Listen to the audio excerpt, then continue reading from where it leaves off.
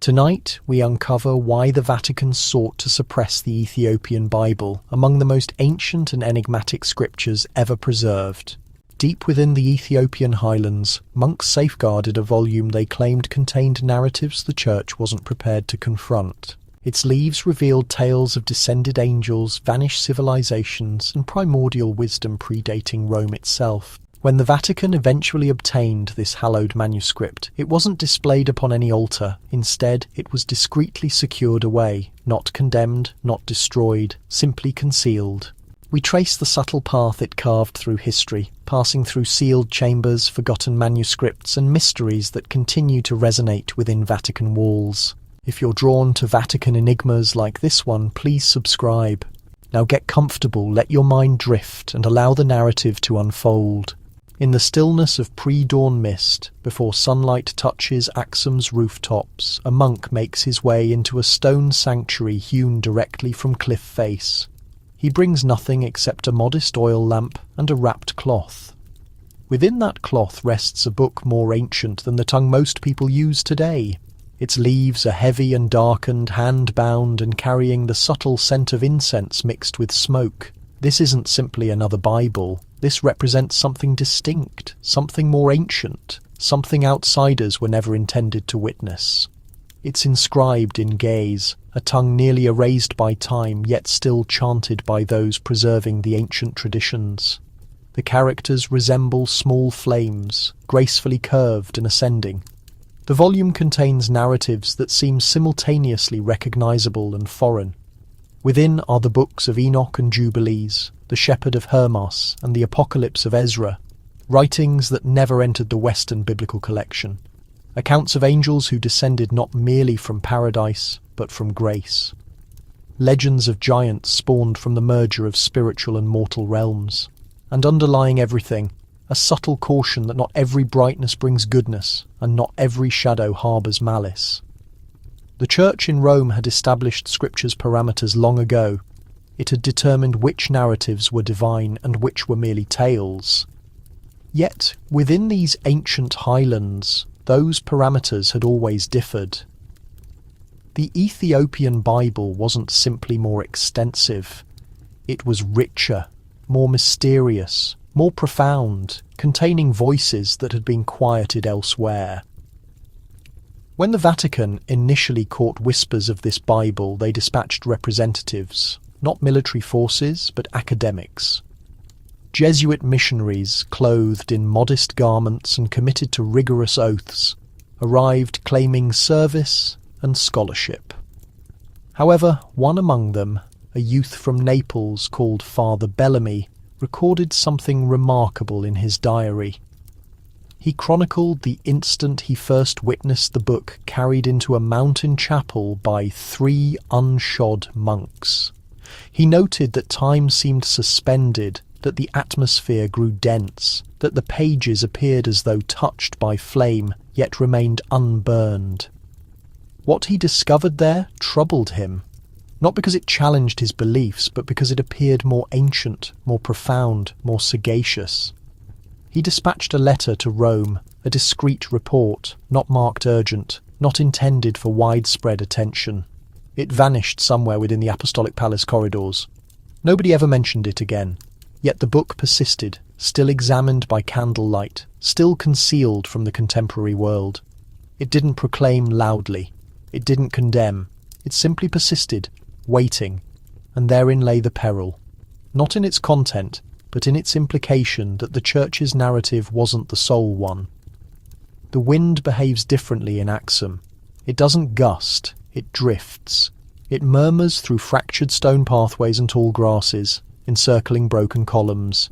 It bears narratives, not forceful ones, merely gentle echoes. One such story began with a visitor from the north. His name was Father Matteo, a Jesuit dispatched by the Vatican during the late 19th century. His stated objective was establishing rapport with the Ethiopian Church, yet his private purpose was investigating tales of an ancient Bible. He arrived during the arid season when heat rose from the earth like vapour. Local inhabitants received him warmly, though guardedly. They had encountered men like him previously, men with measured voices and probing inquiries, men who claimed to serve, yet carried greater curiosity than devotion. Father Matteo maintained a diary. Each evening, by candlelight, he documented his observations. He wrote about the marketplaces, the monks, the perpetual fasting, the carved sanctuaries hidden in hillsides. Yet on the 14th night, his tone shifted. He inscribed just one sentence. "They possess a book. It differs from ours." That sentence would never reach Rome. The diary was never delivered. What transpired next was later recounted by a local priest named Abba Selam. He recalled Father Matteo receiving an invitation to the monastery of Abba Panteleon, a location carved high into stone, accessible solely by rope and faith. There, enveloped by silence, Matteo was presented a text so ancient the pages had merged together in places. It was thick with accumulated ash and oil, its covers wrapped in weathered leather, adorned with patterns nobody had completely translated. Matteo requested permission to transcribe portions of it. The monk holding the book refused, not because it was prohibited, but because it wasn't his to offer. The book, he explained, belonged to God exclusively. 3 days afterward, Matteo departed Axum. He was pallid. He ceased speaking. He returned to Rome quietly, bearing no manuscripts, no documentation, nothing whatsoever, only a thin envelope sealed with wax. That envelope, according to a former Vatican scribe, was delivered directly to the Holy Office and secured. Its contents were never disclosed publicly. Yet what followed was even more peculiar. Weeks afterward, another envoy was dispatched, but this one was refused entry. The local bishop professed no awareness of the book. The monks declined to discuss it further, and the whisper diminished, though not entirely. Some claim Father Matteo never truly departed from Axum, that something within those pages remained with him even after he abandoned them. Something the Vatican couldn't clarify and perhaps never wished to. The priest sat under a tree in Gondar, observing dust ascending from the road like smoke from a tranquil fire. His name was Abba Tesfaye. He was neither renowned nor influential, yet he carried something that had disturbed him for years. A letter folded meticulously and composed in his finest Latin. He had sent it previously in the year 1929, addressed to the Congregation for the Doctrine of the Faith in Rome. He had sent it through appropriate channels, with proper seals, observing every regulation the Church had ever established. Yet no response had ever arrived. The letter had posed a straightforward question, one that had resonated through monasteries and churches for centuries. Why did Rome never acknowledge the Ethiopian canon?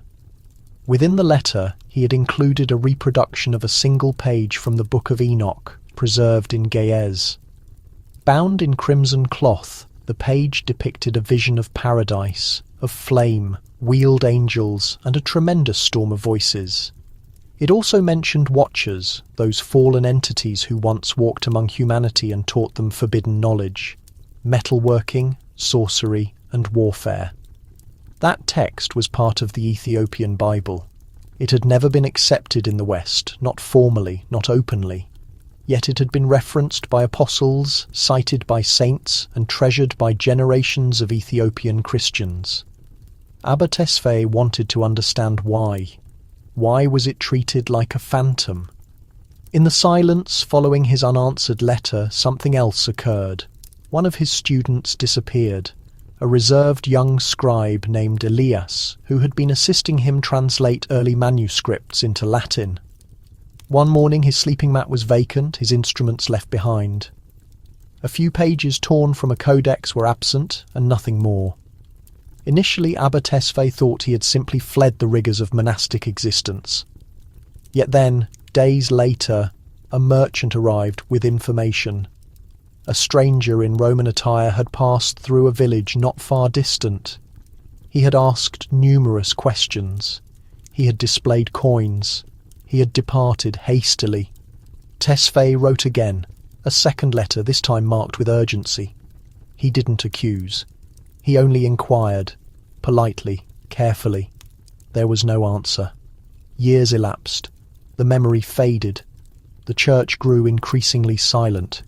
Yet occasionally, when the air was arid and still, Tesfaye would unfold his copy of that initial letter and recite it aloud in the darkness of his study.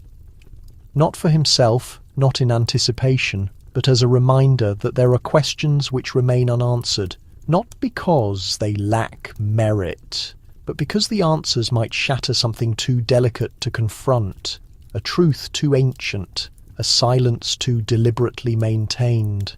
And sometimes the Vatican's greatest authority is not what it proclaims, but what it chooses to never mention at all. The Vatican didn't pose questions about Ethiopia. For centuries it observed from afar, quietly, as though the land was too distant or too ancient to matter. Yet something transformed in the early 20th century.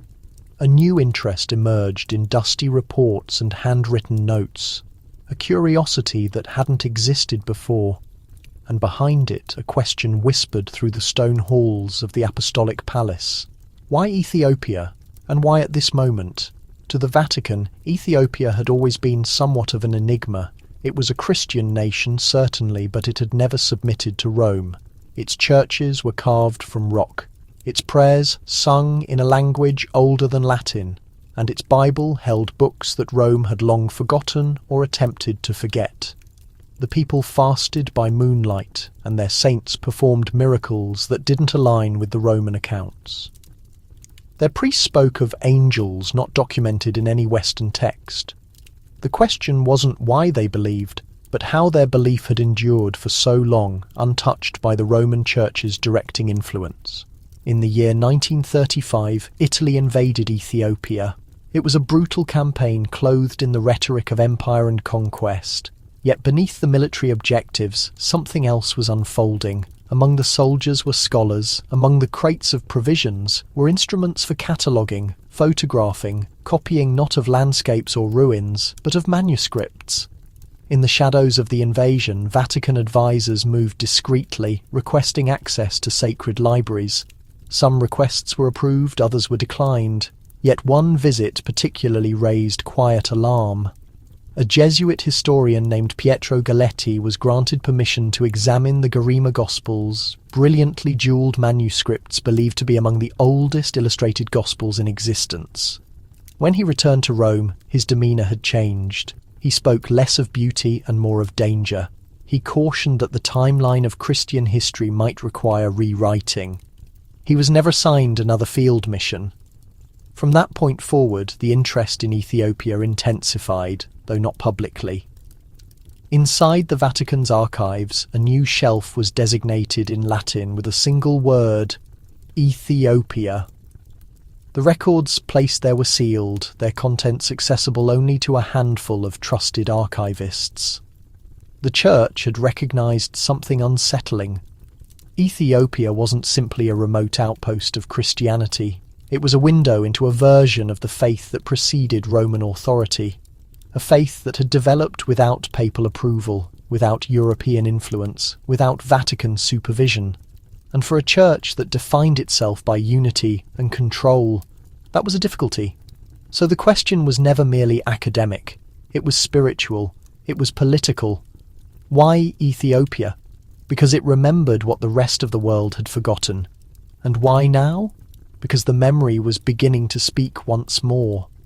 The sun was just beginning to ascend over the mountains when Izana, a young king of Axum, stepped onto his palace balcony and watched the shadows stretch across the stone city below. He had not yet heard of Rome. He had not yet studied the creeds that would define the church. Yet what he felt even then was the quiet pull of something sacred. Long before Europe declared itself Christian, before the bells of Constantinople rang out, before the cross adorned the walls of St. Peter's Basilica, Ethiopia had already begun its walk in faith. It didn't wait for permission. It didn't seek guidance from the West. It listened instead to something much older, its own memory. Sometime in the early 4th century, while Rome still debated the divinity of Christ, Izana made a decision that transformed the shape of his kingdom forever. He declared Christianity the official faith of Axum. And with that, Ethiopia became the world's first Christian empire. The decision wasn't made from fear. It didn't come through war. It came through a teacher. Frumentius was a Syrian Christian taken captive in Ethiopia after a shipwreck. Instead of being executed, he was raised in the royal court and later served as a trusted advisor. It was Frumentius who planted the first seeds of Christian teaching, and it was Frumentius who was later ordained as bishop, not by Rome, but by Alexandria, deepening a tradition rooted in the East, not the West. This early church wasn't shaped by Roman law. It didn't adopt the Latin tongue. It maintained its prayers in Ge'ez. Its scriptures were copied by hand with care and colour, often wrapped in lion skin and sealed in incense-soaked cloth. Yet here lies the mystery. When the Vatican began forming the canon of scripture centuries later, it didn't turn to Ethiopia for guidance. The Ethiopian canon grew independently, adding books the Western Church would later call apocryphal. Yet in Ethiopia, they weren't extra. They were essential, they were truth, and they were guarded, not in locked vaults, but in memory, in chants, in the hands of monks who would copy a single line daily and fast while doing so. The Ethiopian church had no need to proclaim loudly. It had already survived the rise and fall of kings, the shifting sands of empires, and centuries of silence from Rome. Yet when Vatican scholars finally took a closer examination, they were startled. The timeline didn't align. The order of influence was reversed. Christianity hadn't spread from Rome outward. In this instance, it had bloomed elsewhere first, and that truth, though gentle, was loud enough to disturb the silence. Not because it threatened belief, but because it rewrote the story. The Queen of Sheba is a name known across the world, yet in Ethiopia she is more than legend, she is blood, she is history. And for some, she is the first step in a royal line that still echoes through the corridors of belief. Her story, soft with mystery and tangled in time, remains one of the oldest claims Ethiopia holds, one that reaches all the way to the heart of the Vatican. According to Ethiopian tradition, long before Rome crowned its first bishop, long before Peter was called pope, there was a queen who crossed deserts to meet a king. Her name was Makeda. She ruled over a powerful kingdom in the south, where the land was green and the mountains sang with wind. She heard of Solomon's wisdom and felt something stir inside her. Not curiosity, not diplomacy, something deeper. She travelled north to Jerusalem, not with an army, but with gifts, frankincense, gold, spices, and questions. In the Bible, their meeting is brief. She tests him with riddles, listens to his words, and then disappears into history. Yet in the Ethiopian account found in the ancient text known as the Kebra Nagast, the story doesn't end there. It says Solomon gave her more than knowledge. He gave her a son. His name was Menelik, and when he came of age, he travelled to his father's court. Solomon welcomed him, honoured him, even begged him to stay. Yet Menelik chose to return home. He didn't go alone. The legend says he left Jerusalem carrying something hidden, something sacred, the Ark of the Covenant. This is where history begins to tremble, because if that story is true, then Ethiopia holds not only a royal line born of David, but also the very object believed to contain the presence of God. For centuries, Ethiopian monks have guarded a small chapel in Axum, where no one may enter but one chosen keeper. He sees the Ark, no one else. Not even the emperor once had that right. The Vatican has never confirmed this claim, yet neither has it denied it. In 1959, a Jesuit scholar named Father Paolo visited the chapel. He was allowed only to kneel outside the gate. The keeper didn't speak. Yet as Father Paolo turned to leave, he wrote a note in his travel journal. He wrote, "This is no imitation. I don't know how I know, yet I know. The journal was found years later in a private collection. The Vatican has no official record of the visit, yet the story lives. And if the Queen of Sheba truly bore Solomon's heir, then Ethiopia's connection to Scripture runs deeper than most imagine, not only in bloodlines, but in prophecy. A hidden thread in the fabric of Christian history, a thread the Vatican has never been able to fully pull free. In the dim corridors of an ancient Ethiopian monastery, a young boy learns to read not from printed books, but from voices. The air is filled with slow, echoing chants. The words rise and fall like breath. The letters, he learns, aren't Roman. They're curved, delicate, and shaped like flames. This is Ge'ez, the sacred tongue of the Ethiopian Church, a language no longer spoken in markets or homes, yet still alive in every prayer, every hymn, and every hidden scripture. Ge'ez isn't just a tool for communication, it's a vessel, a container for memory and mystery. It holds the oldest Christian texts in Africa, untouched by the revisions of councils or the pens of Western theologians. It's the language of the Book of Enoch, the Book of Jubilees, the story of the Watchers, words that were cast aside by the Church in Rome but preserved here syllable by syllable, like embers in ash. The Vatican knew of Ge'ez as early as the 15th century. Reports came from missionaries who were startled by what they heard sung during the liturgy in Lalibela and Aksum. Familiar names spoken in unfamiliar order, scriptures that had long been declared non-canonical, chanted with the same reverence as the Gospels. One Jesuit sent to Gondar in the 17th century wrote back to Rome that he had seen a text written in a script that speaks like fire and holds the secrets of fallen angels. His report was marked to be reviewed and then quietly archived. Centuries later, in the year 1961, a Vatican linguist named Father Aurelio gained special permission to study a collection of Ethiopian manuscripts. He believed that buried in the folds of Ge'ez grammar were hints of even older traditions. He worked for years, translating line after line under the glow of a desk lamp. One day, he found something, a phrase repeated at the end of a hymn. When translated, it read, "The truth shall sleep until the mouth of Rome is closed." He underlined it twice, yet when he brought it to the attention of his superiors, they dismissed it as poetic superstition. Weeks later, Father Aurelio resigned from his post. Some say he continued his work in private. Others claim he disappeared from Rome entirely. Yet his notes remained, and in them was a simple truth. Ge'ez preserved what other languages erased. It carried voices that the Vatican had long tried to quiet, not with violence, but with silence. Even now, in the cool, candle-lit sanctuaries of Ethiopia, Ge'ez is still sung, still whispered, still written by hand, not for translation, but for memory, for reverence, for those willing to hear what history was never meant to forget. It began with a name, Enoch, a figure briefly mentioned in the book of Genesis, a man who walked with God and was no more. The Bible says little else, just a line slipped between verses, easy to overlook. Yet in Ethiopia, that name carries thunder. Hidden deep in the Ethiopian canon is an entire book bearing Enoch's name. Not a small note, but a sweeping vision. It tells of angels who fell from heaven not out of rebellion, but out of desire.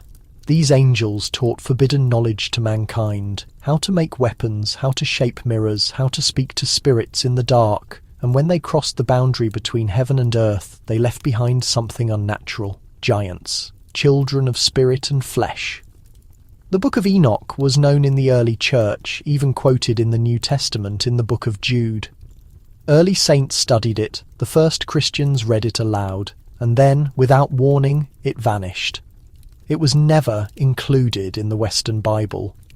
The Church called it unfit, not because it was false, but because it was too strange, too dangerous. It spoke of things the councils didn't wish to explain.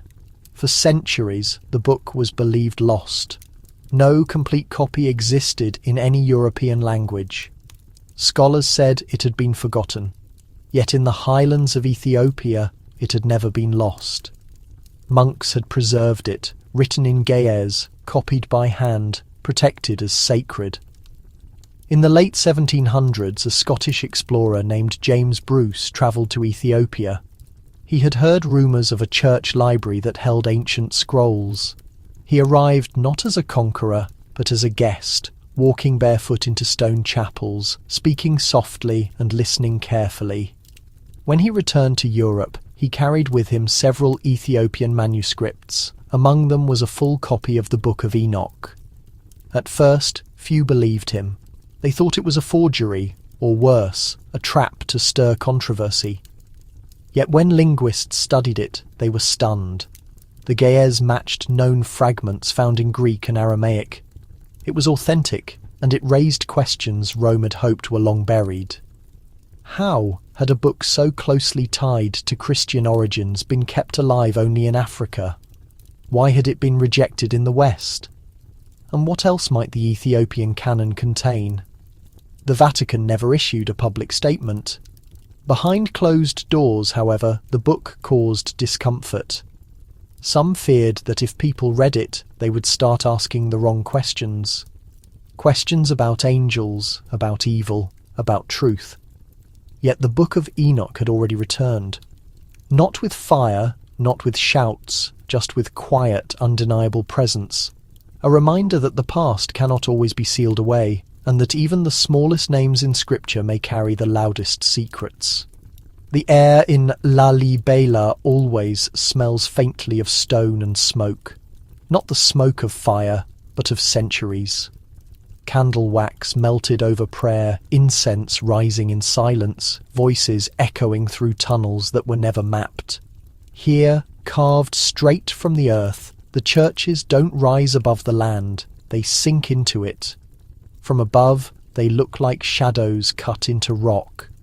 Yet from within, they're sanctuaries of stillness. Some say the churches of Lalibela were built by angels. Others say it was the will of a king who dreamed of Jerusalem but couldn't reach it. Whatever the truth, the place feels older than time. And beneath one of these churches, hidden behind a door sealed in rusted iron, there's said to be a library. It's not listed on maps, not spoken of in guidebooks. The monks call it the House of Silence. Only 3 men are said to hold keys to that door. Not all of them are alive. According to a traveller's journal from the year 1924, a French photographer named Marcel Dupont was granted permission to visit Lalibela under strict conditions. He wasn't allowed to photograph inside. He wasn't allowed to speak to the elders. Yet one evening, as the sky turned gold, a young monk led him down a narrow corridor carved from stone. They passed a series of wooden doors, each darker than the last, until they reached one that bore no markings at all. The monk placed his hand against the stone beside it. A latch shifted. Inside, Dupont later wrote, were scrolls and manuscripts stacked from floor to ceiling. Not dust-covered, not forgotten, carefully arranged, still in use. Many were written in Ge'ez, yet some bore scripts he couldn't recognize. He claimed to have seen a manuscript with symbols resembling Coptic, Hebrew, and something older, something that pulsed beneath the ink like veins. He asked the monk where the texts had come from. The monk didn't answer. He only said, "Some are waiting to be read, others are not ready." Dupont was told to leave before nightfall. He obeyed. He returned to France. Yet his journal, tucked away in a private archive, wasn't published until long after his death. By then, the Vatican had already launched a quiet inquiry. They sent a scholar disguised as a pilgrim. He never returned. When asked, church officials claimed no knowledge of any such visit. Yet the name Lalibela had been added to a restricted index within the Apostolic Archive. Not because of heresy, not because of fear, because something there refused to be forgotten. And in a church built on certainty, a forgotten library that refuses to disappear can be more unsettling than anything written in its pages. Fear in the Vatican doesn't come with shouting. It arrives quietly, like a closed door or a letter left unanswered. When Rome fears something, it's not always because it's dangerous. Sometimes it's because it's different. And different in the Church's long memory, can feel like a threat. So why would Rome be afraid of the Ethiopian Bible? Not because of one book, but because of what it represents. A canon of scripture that grew without Roman hands, shaping its borders. A church that never bowed to Western councils, that never sent its texts to be reviewed by the Latin fathers. The Ethiopian tradition speaks with its own voice. It tells the same stories, yet not always in the same order and not always with the same ending. There are gospels that appear only in Ge'ez, psalms that are sung with melodies unknown in Europe, books that speak of angels by name that describe realms the Western Church chose to seal away. When a Vatican scholar named Father Girolamo studied the Ethiopian canon in the early 20th century, he expected to find minor variations. Instead, he found something far more troubling. An entirely separate memory of Christianity. One that hadn't been corrected, one that hadn't been cleaned. He wrote in a private letter, "This isn't error. It isn't even heresy. It's something older, and we don't have words for it." That report was never published, yet whispers of it reached those in higher offices. What if the foundation stones of the Church weren't laid in one place, but in many? What if the idea of one true canon, one final authority, wasn't as stable as believed? It's not the content alone that unnerves the Vatican, it's the implication. If Rome isn't the source, what then is its role? That's why fear lives not in flames but in silence, in archives sealed, in questions never asked aloud, because once a door is opened, even a little, the light may fall on more than just the room behind it. And so the Ethiopian Bible remains mostly unspoken in Rome. Its pages hold nothing violent, nothing profane, only stories preserved by monks who never asked for power, only to remember. Yet memory is powerful, especially when it belongs to someone else. And when that memory begins to speak again, softly, through ancient words and forgotten names, the question becomes not what Rome is hiding, but what it cannot afford to face. It arrived in a wooden case, wrapped in cloth that smelled of salt and dust. No labels, no signature, just a single note written in fine Latin, for examination only. Do not copy, do not translate. The year was 1917, and Europe was already at war. Yet, inside the Vatican, in a quiet chamber beneath the Apostolic Library, something very different was unfolding. A Jesuit envoy, name redacted in later records, had returned from Ethiopia with what he believed was a complete manuscript of the Book of Jubilees, written in Ge'ez and illuminated by hand. He had smuggled it out with the help of a local monk who never asked for payment, only a promise that the book would be read, not judged. When the Vatican scholars first unwrapped it, they expected exaggeration. They thought perhaps it would be a variant of something familiar. Yet what they opened wasn't familiar at all. It was older than expected and stranger. The Book of Jubilees retells the early chapters of Genesis, yet with details long missing from the Roman canon. It speaks of heavenly tablets, of angels assigned to watch over nations, of laws given before Moses, and most unsettling of all, it claims that knowledge was lost not by accident, but by design. Father Benedetti, the scholar assigned to the task, kept a journal during the 3 weeks he spent with the manuscript. On the third day, he noted that the ink still seemed fresh in places, as though the pages resisted time. On the 7th day, he refused to handle the book after sundown. On the 10th, he requested a second reader be present with him at all times. His notes were never published. Yet buried within his final report is a line that Vatican archivists still whisper, "The book sees the reader." Not long after, Father Benedetti withdrew from public life. He left the Vatican entirely. His resignation wasn't discussed. His journals were sealed, and the manuscript was placed into restricted storage. No public record mentions it again. Yet one archivist, decades later, claimed that during a reorganization in the year 1974, the manuscript was briefly removed from its case. He said the colours hadn't faded, he said the pages were warm, he said it should have crumbled, yet it hadn't. That archivist was reassigned to the Roman countryside 1 month later. The Vatican has never denied the manuscript's existence. It simply doesn't speak of it. Yet those who have seen it say it's not what the book contains that disturbs the Church. It's the feeling that the story, told in Rome, isn't incomplete, it's competing. In the year 1624, the Vatican lit its halls with more candles than usual. Not for ceremony, not for celebration, but to keep watch over a meeting that was never meant to be recorded. Behind the walls of the Apostolic Palace, 12 men gathered in a private chamber lined with tapestries and guarded by Swiss soldiers. No minutes were taken, no names signed in ink, yet the whispers of that night never fully disappeared. It began with a Jesuit report, hand-delivered from the Ethiopian highlands by a priest who arrived in Rome unshaven, fevered and silent for 3 days. He carried only one item in his satchel, a hand-bound copy of what he called the first book, written in Ge'ez and carefully wrapped in black linen. What the priest had brought wasn't entirely unknown. Rome had heard rumours of the Ethiopian canon, yet this book was different. Its pages contained not only the familiar names of the prophets and patriarchs, but new stories, different endings, a structure that suggested a canon older than the Latin Vulgate. Some in the Vatican saw the manuscript as a gift, evidence of Christian truth, preserved through centuries. Others saw something else, a problem.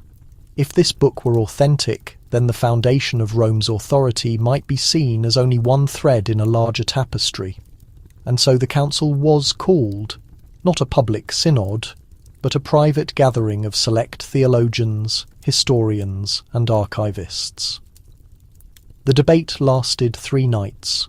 One cardinal argued that the manuscript should be preserved, studied quietly, kept away from the public, yet held in high regard. Another insisted it should be hidden, categorized as theologically dangerous. A third said nothing at all, yet spent hours reading a single passage over and over, his fingers trembling.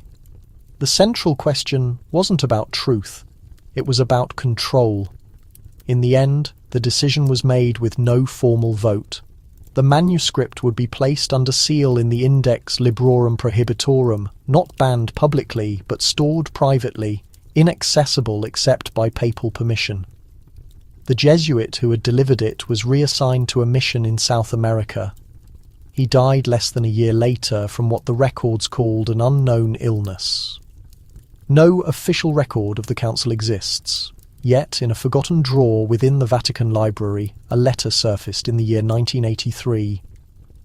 Written in faded ink and unsigned, it read, "If the Ethiopian canon is given voice, ours will be questioned, and a questioned church cannot lead."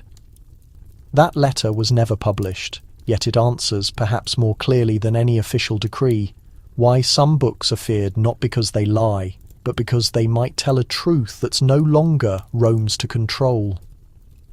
It was once said in the early church that Clement, the 3rd bishop of Rome after Peter, wrote more than letters. He wrote teachings, full structured texts meant to guide the growing Christian communities outside Rome's reach. Yet today, most know only his brief epistles. The rest, according to the Vatican, were lost, misplaced in time. Yet not everyone believed that story. In the year 1577, a Jesuit librarian named Matteo Bernardi claimed to have found something unexpected deep in the apostolic archive. It was a slim manuscript bound in goat leather and written in a blend of Greek and early Coptic script. The cover was marked only with a cross. Inside were teachings attributed to Clement, teachings that never made it into the Latin canon. And at the end of the text, one name appeared, "To the faithful in Ethiopia."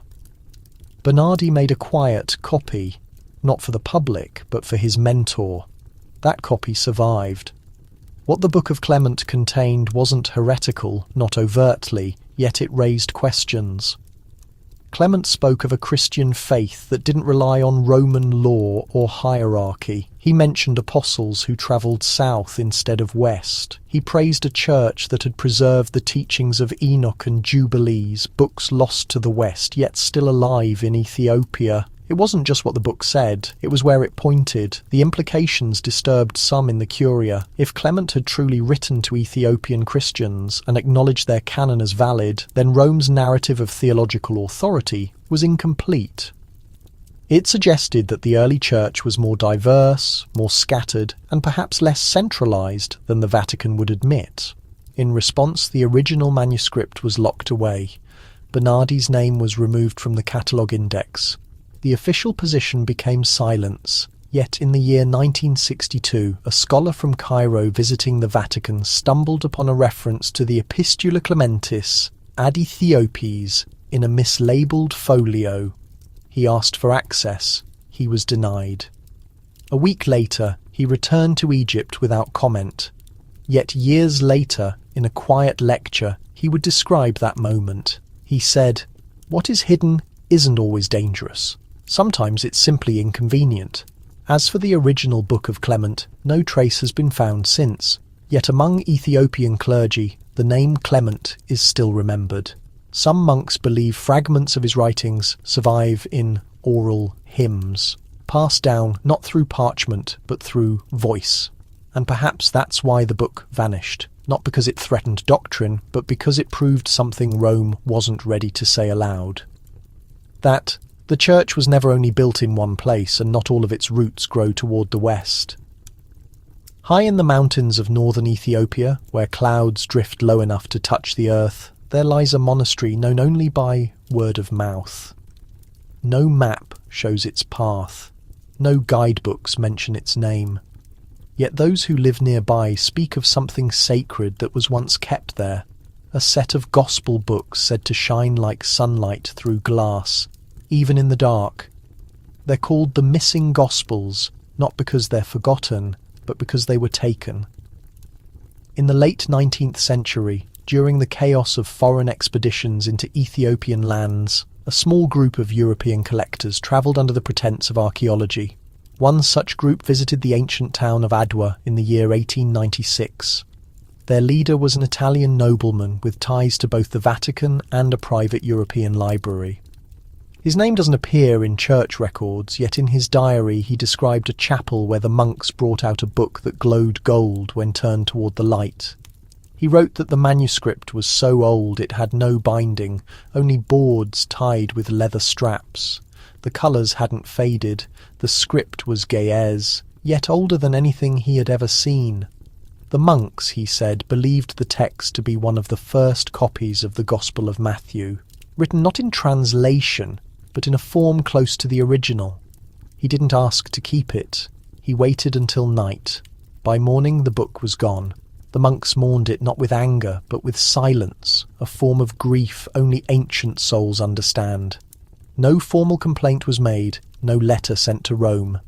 Yet years later, the Vatican received an anonymous package containing only a fragment of a Ge'ez gospel, accompanied by a note. The note said, "This isn't yours." Today, some Vatican archivists whisper of a shelf hidden behind the second vault in the eastern wing that contains a handful of Ethiopian texts still bound in the original straps. They are hidden from display, they are not referenced, but they are guarded. And some theorize these pages hold sections of the Gospel of Mary, the Gospel of Thomas, and others the Roman canon refuses to accept. Why keep them secret? Because the information is not just different, it's personal. These unacknowledged Gospels highlight inner illumination, divine insight, and sacred visions born in the soul of every faithful person.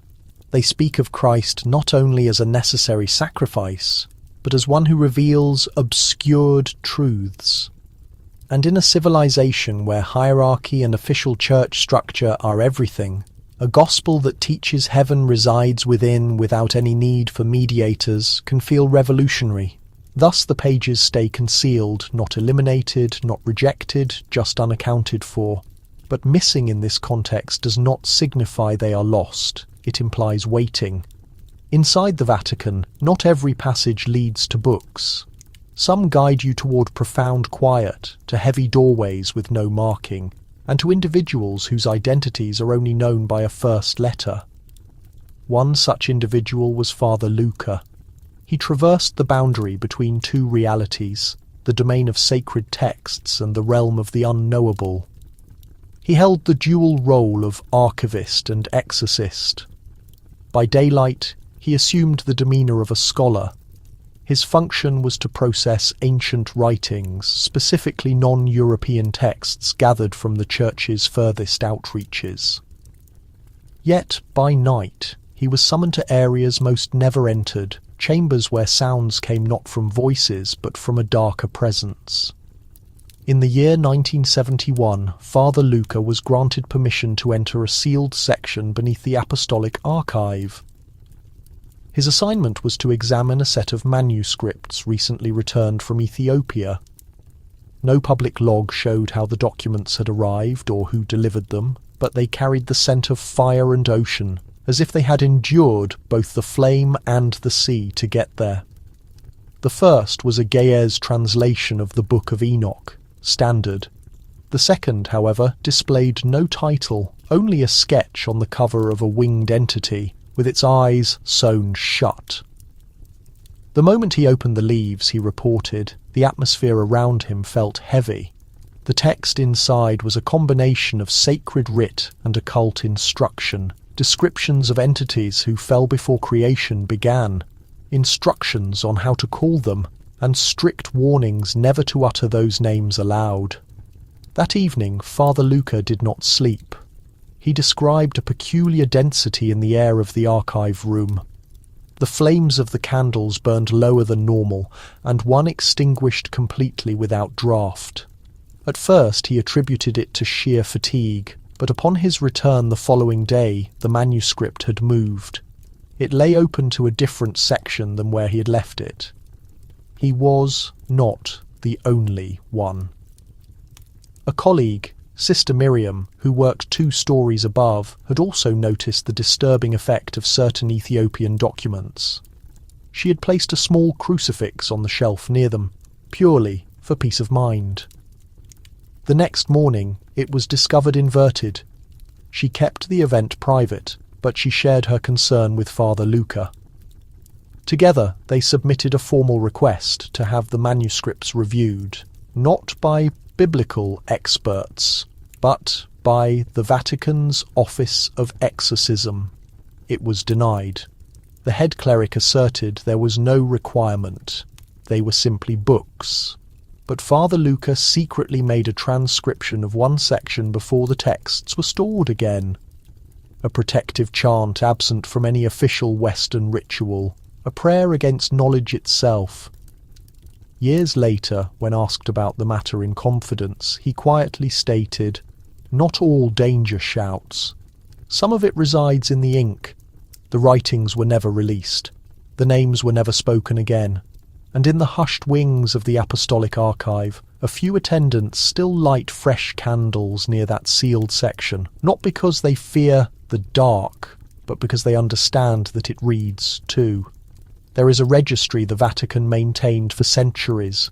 It was not intended for the general faithful. It was compiled for the protectors, for those who watched over language.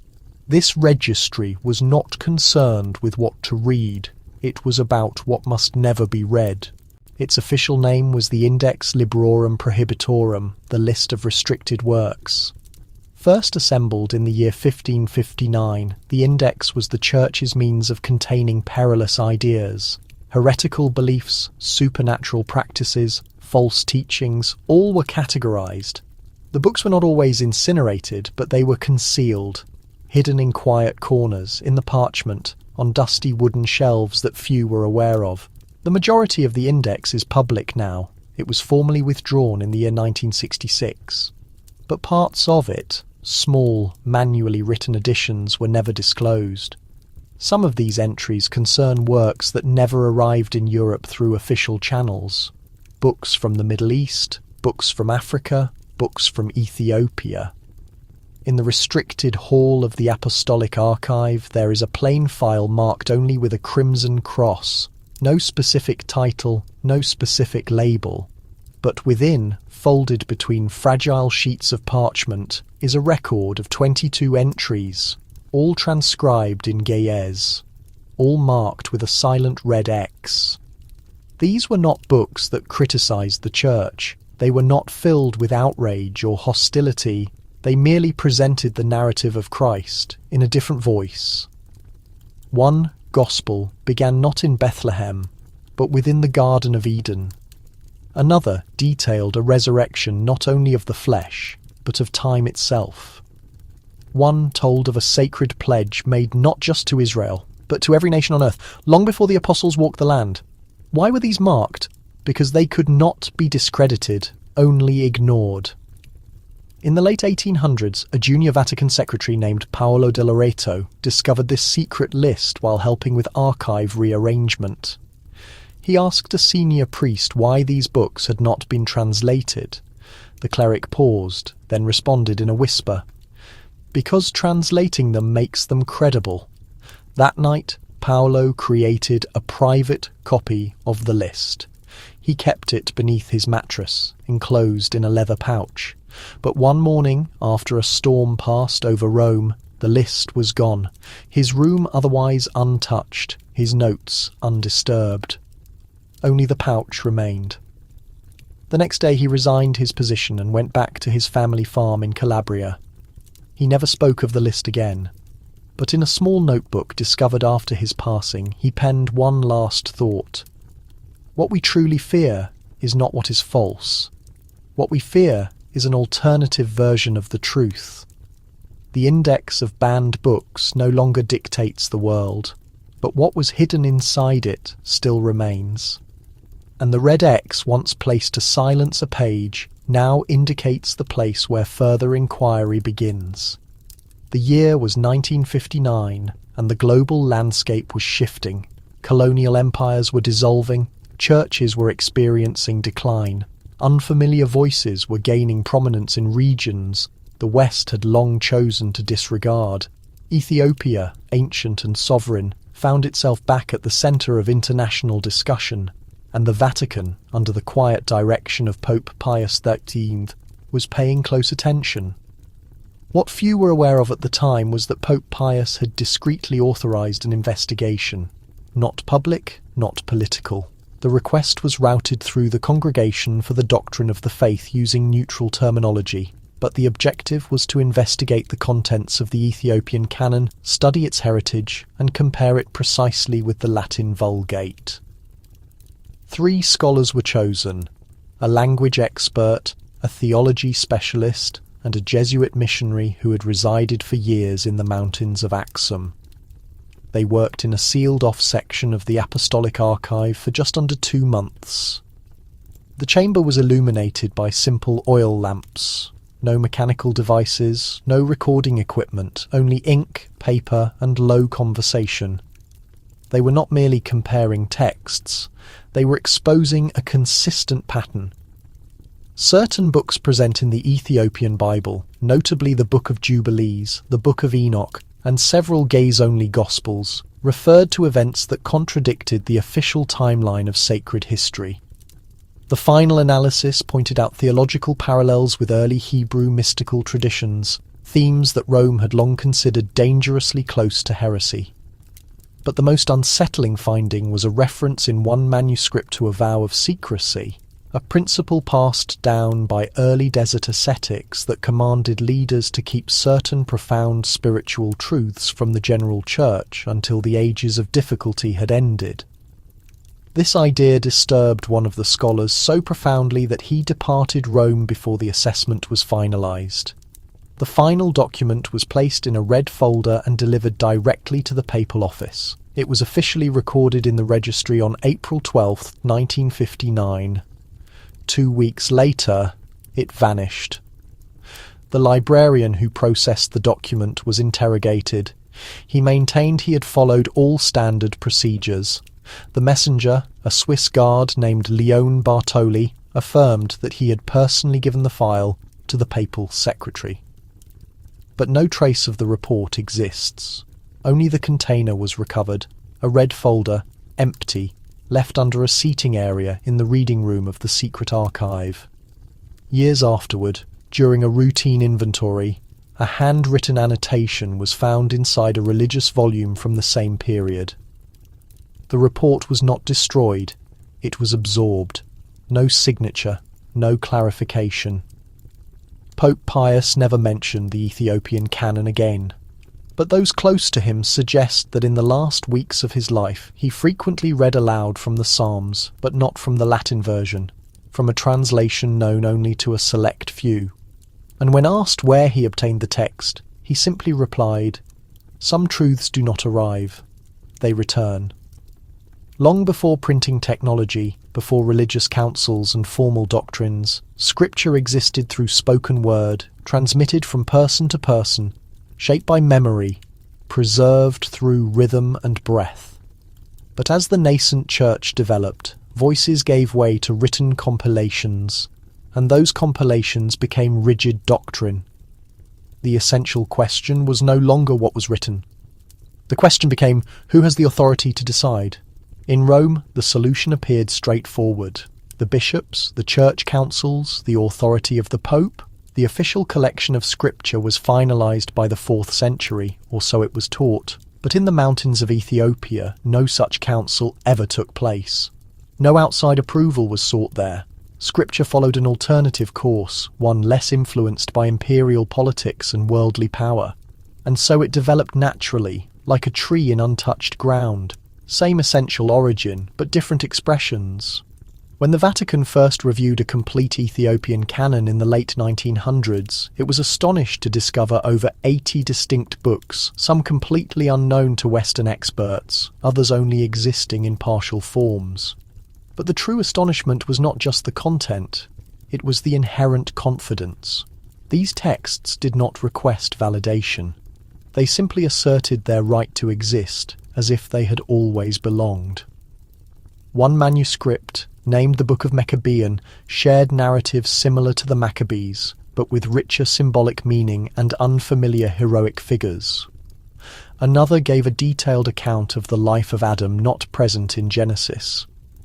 One gospel ascribed to the Apostle Thomas offered a vision of Christ as a luminous entity who moved through secured entrances, not as a supernatural feat, but as a basic aspect of his being. To the Ethiopian Church, these were not academic curiosities. They were fundamental scripture.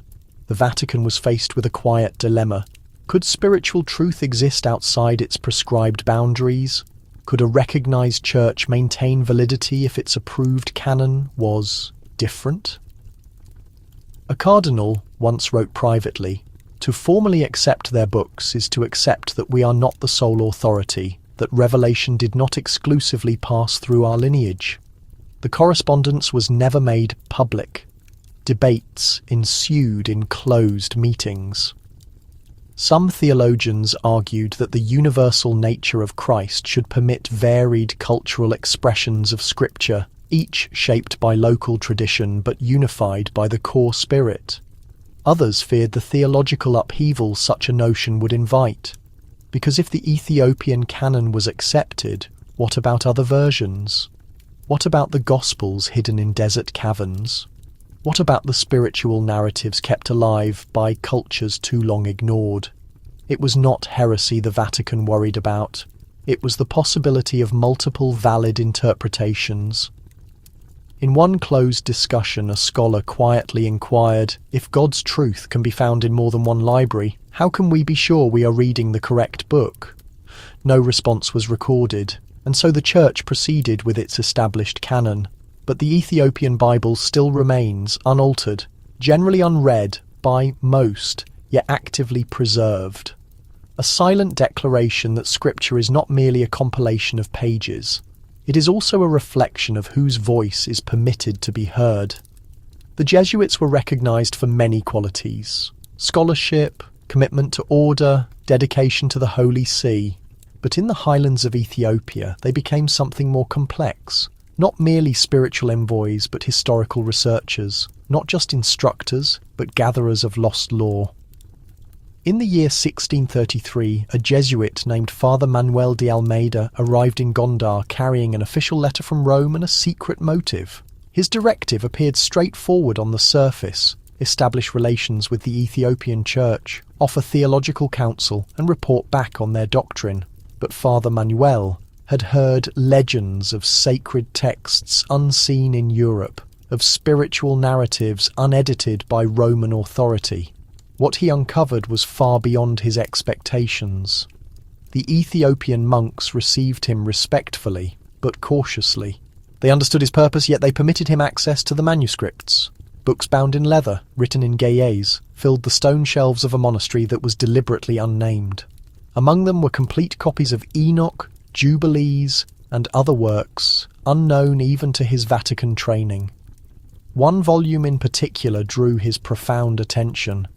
It was small, about the size of his hand, and wrapped in linen the colour of ash. The monks referred to it as the Scroll of the Watchers. Inside were passages that spoke of angels who defied heaven, of secrets they passed to humankind, and of the inevitable future judgment. It was not presented as symbolic, it was presented as historical fact, according to the monks. Father Manuel took detailed notes. Then, discreetly, he created a full copy. When his extensive writings reached Rome, they provoked initial interest, followed by growing alarm. The Holy Office dispatched an urgent letter ordering his immediate return, but he declined. Instead, he stayed for an additional 2 years, continuing his transcription in secret. Then, without any forewarning, his presence ended. A letter from Gondar arrived in Rome in the year 1635. It was succinct. Father Manuel was gone. His last known action was a pilgrimage to a remote cave said to contain the earliest light. He departed at sunrise. By nightfall he had not reappeared. No search team was organised, no formal explanation given. But within a few weeks, a second Jesuit was assigned, this time with instructions not to search, but to recover whatever Father Manuel had left behind. He returned, with a bag filled with notes, but a single page had been violently removed, and in the margin of the final remaining entry, a single declaration: "There is a truth here that does not submit."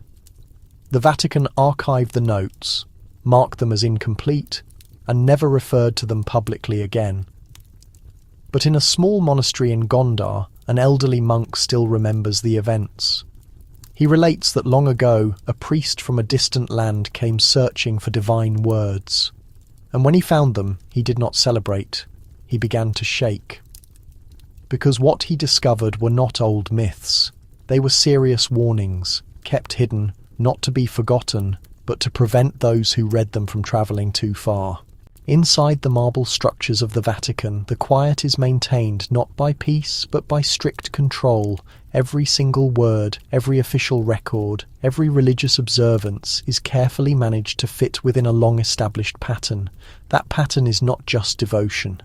It is uniformity, and uniformity to the Church has always implied one vital thing above all others, one definitive truth. But what is the reaction when a secondary truth arrives through an unexpected channel? The Ethiopian Bible, with its additional books and unfamiliar interpretations, did not appear with public announcement.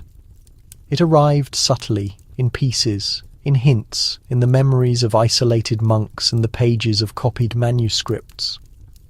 But it told contradictory stories, narratives that coexisted alongside the Western canon, not subservient to it.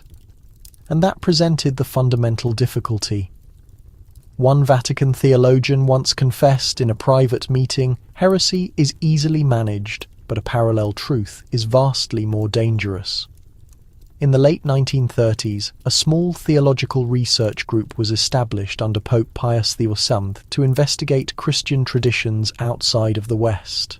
Their mission was to analyse not simply the specific doctrine, but the underlying sentiment, what these texts suggested about Christ, about the human condition, and about the process of salvation. What they concluded was not contradiction, it was competition. The Ethiopian canon spoke of a Christ figure more mystical, more timeless in his origin than in his physical ancestry.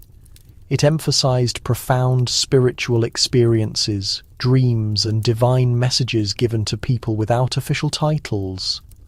The structure of its narratives minimized the importance of hierarchy, making more room for personal spiritual evolution. It presented an alternate pathway. To the average believer, such variety might be seen as enriching, but to an institution founded on a single, unified view, it was deeply concerning. In a confidential memo dated 1941, one cardinal wrote, "We cannot lead if others are walking a path we refuse to see." That memo was placed in a sealed archive beneath the Congregation for the Doctrine of the Faith. Years later, the seal was broken, not by official decree, but by the passage of time. A junior researcher in 1984, reviewing Vatican microfilms, stumbled upon a transcript of the memo.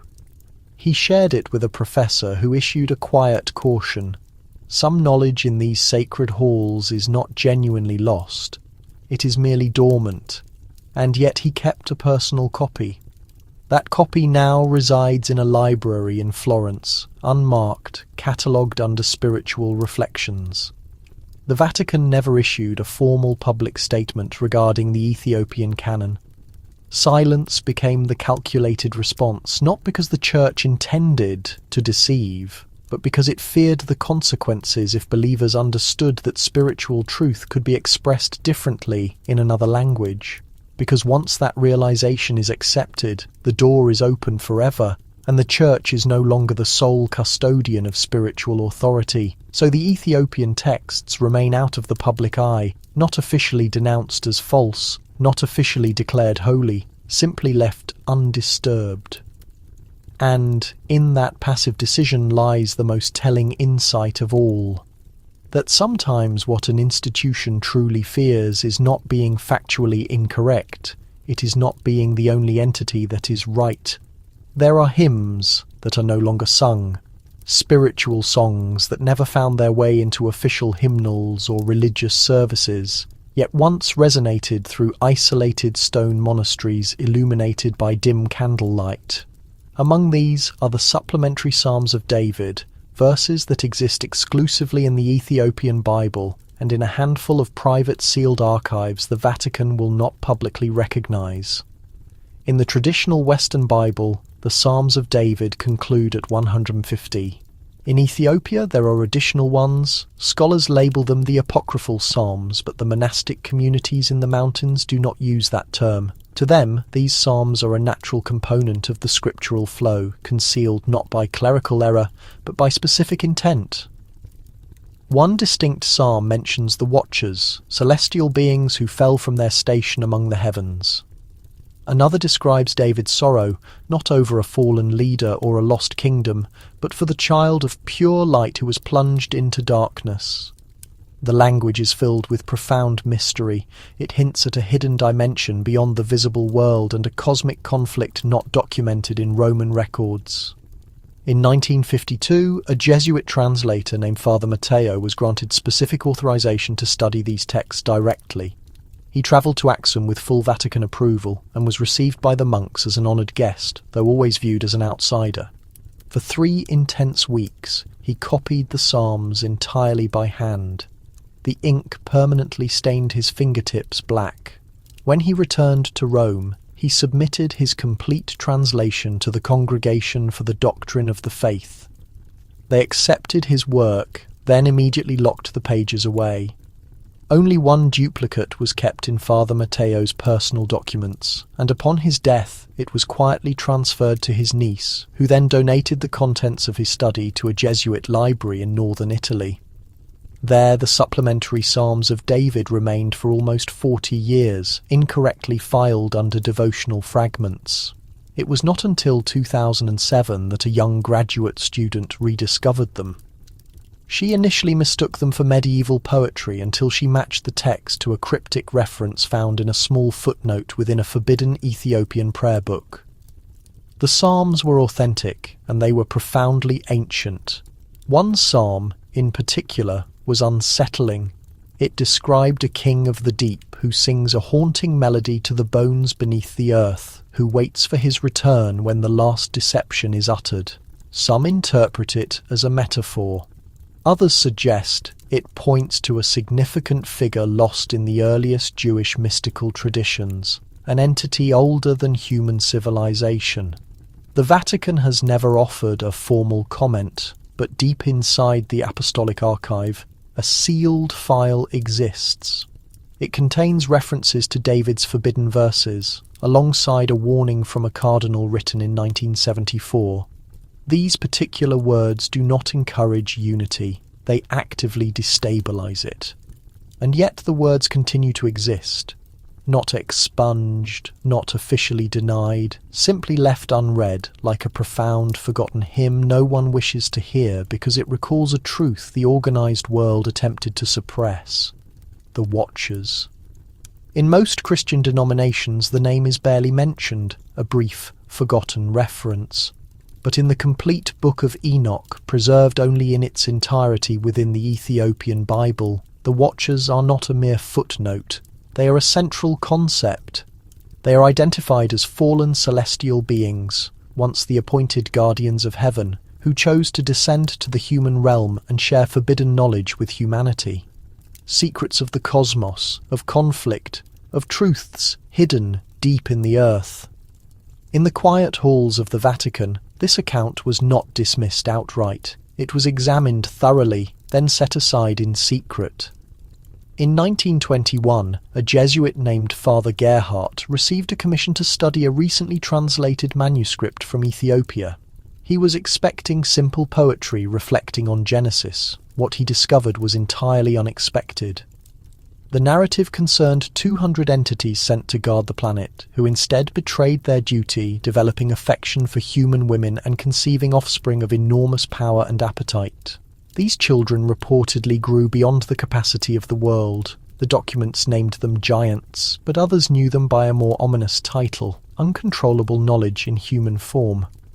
Father Gerhardt authored a cautionary report claiming the theology of the Book of Enoch opposed not only established church beliefs, but the foundation of hierarchical authority itself.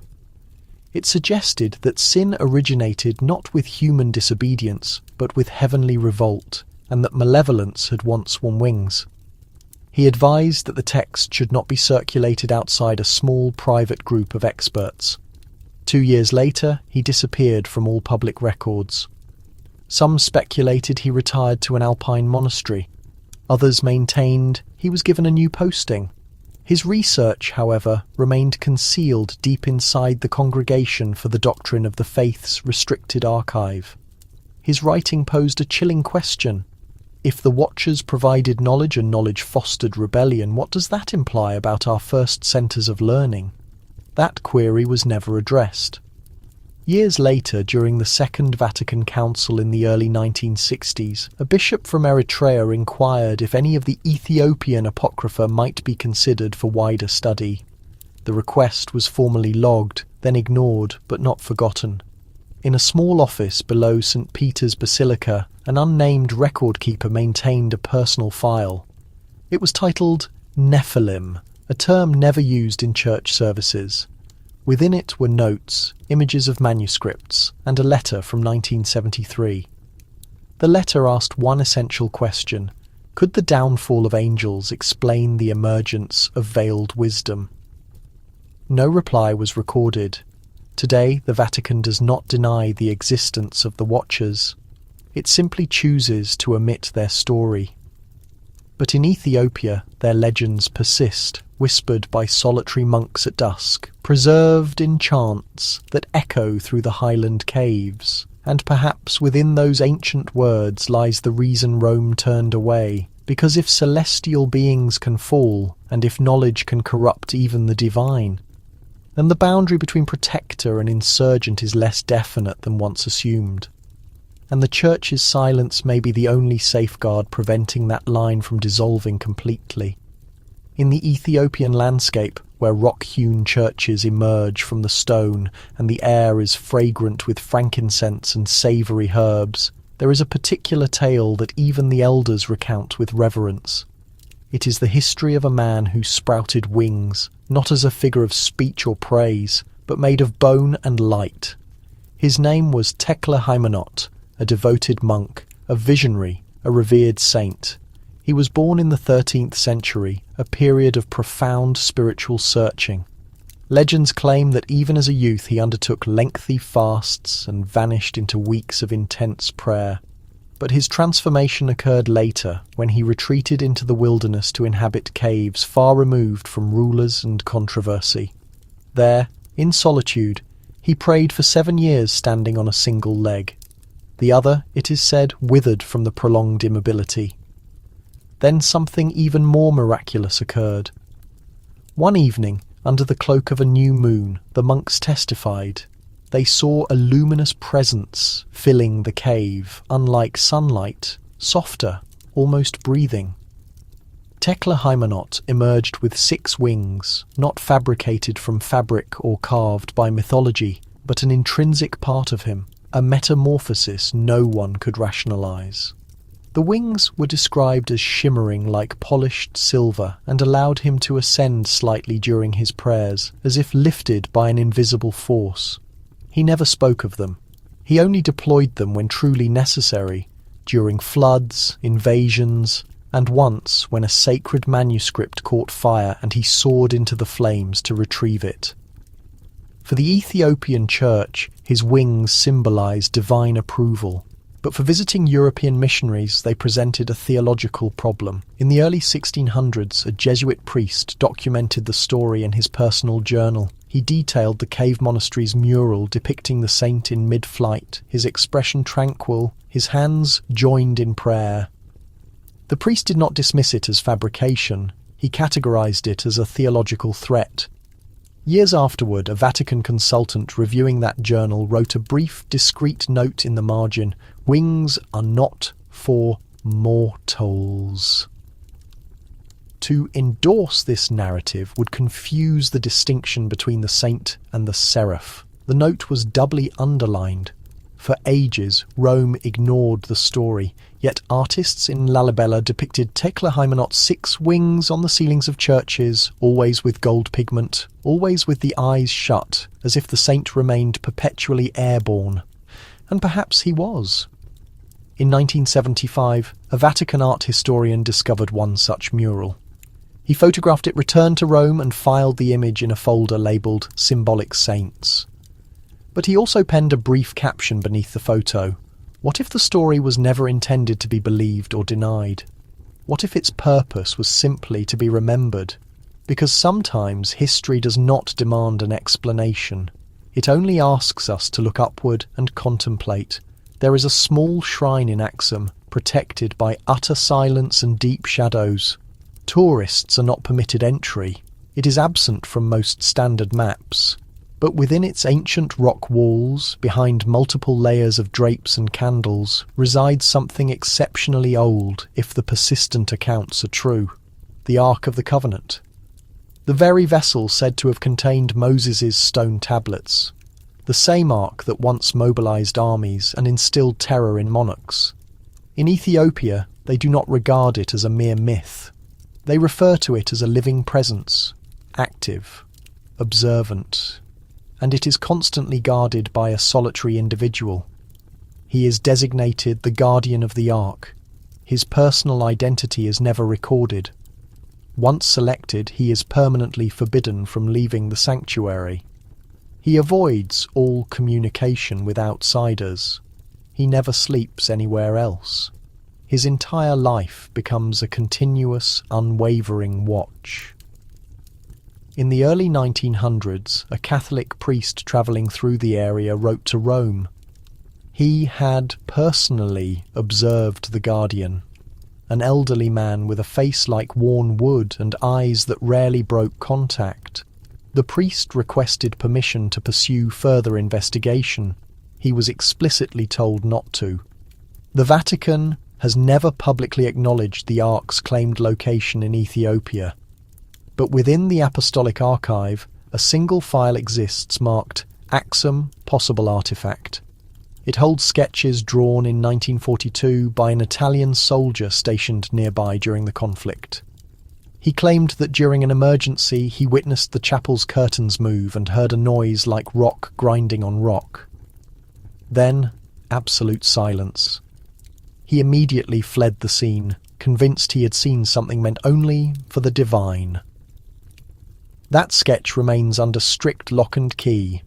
In 1960, an Ethiopian patriarch visited Rome and held a private discussion with a Vatican official. They talked about theology, political matters, and, right at the end, ancient relics. When the patriarch mentioned the Ark, the room reportedly became completely silent. The Vatican offered no response. Yet, within 2 weeks, the official was reassigned to a new post. Soon after, an unsigned letter appeared in a small theological journal in Europe.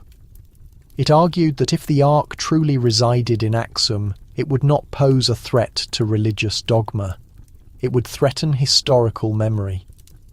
Because it would confirm that the earliest narrative did not conclude where we thought. No author's name, no return address. Back in Ethiopia, the guardian of the Ark maintains his watch. When he passes away, a successor is immediately chosen. The ritual continuity is unbroken. He is neither a bishop nor an academic. He is a man who has sworn never to depart. And that commitment is perhaps Rome's greatest fear. Not because of the object he safeguards, but because he believes in its reality. And if his conviction is accurate, then Ethiopia does not just house the Ark. Ethiopia still preserves the ultimate truth. In 1935, Italy launched its invasion of Ethiopia. The official justification involved securing empire, territory, and national prestige. But beneath the banners and military displays, there was a hushed, stranger rumour that somewhere in the Tigray highlands, inside a secret church carved into stone, lay a book. A Bible far older than Rome's own, and not just ancient, but fundamentally different, the Garima Gospels, illuminated beautifully in gold, kept safe for centuries, and untouched by Western editors. They were rumoured to contain passages eliminated from the Latin canon, descriptions of angels not tied to conventional names, and parables that granted spiritual insight to women and children. Pages where the divine voice sounded foreign to Roman sensibilities.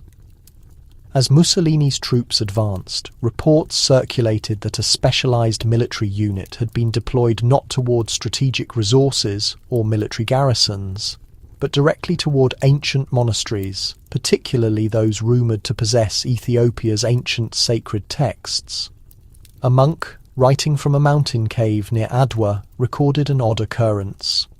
Italian officers arrived unexpectedly, entered the chapel, and demanded the oldest book in the church.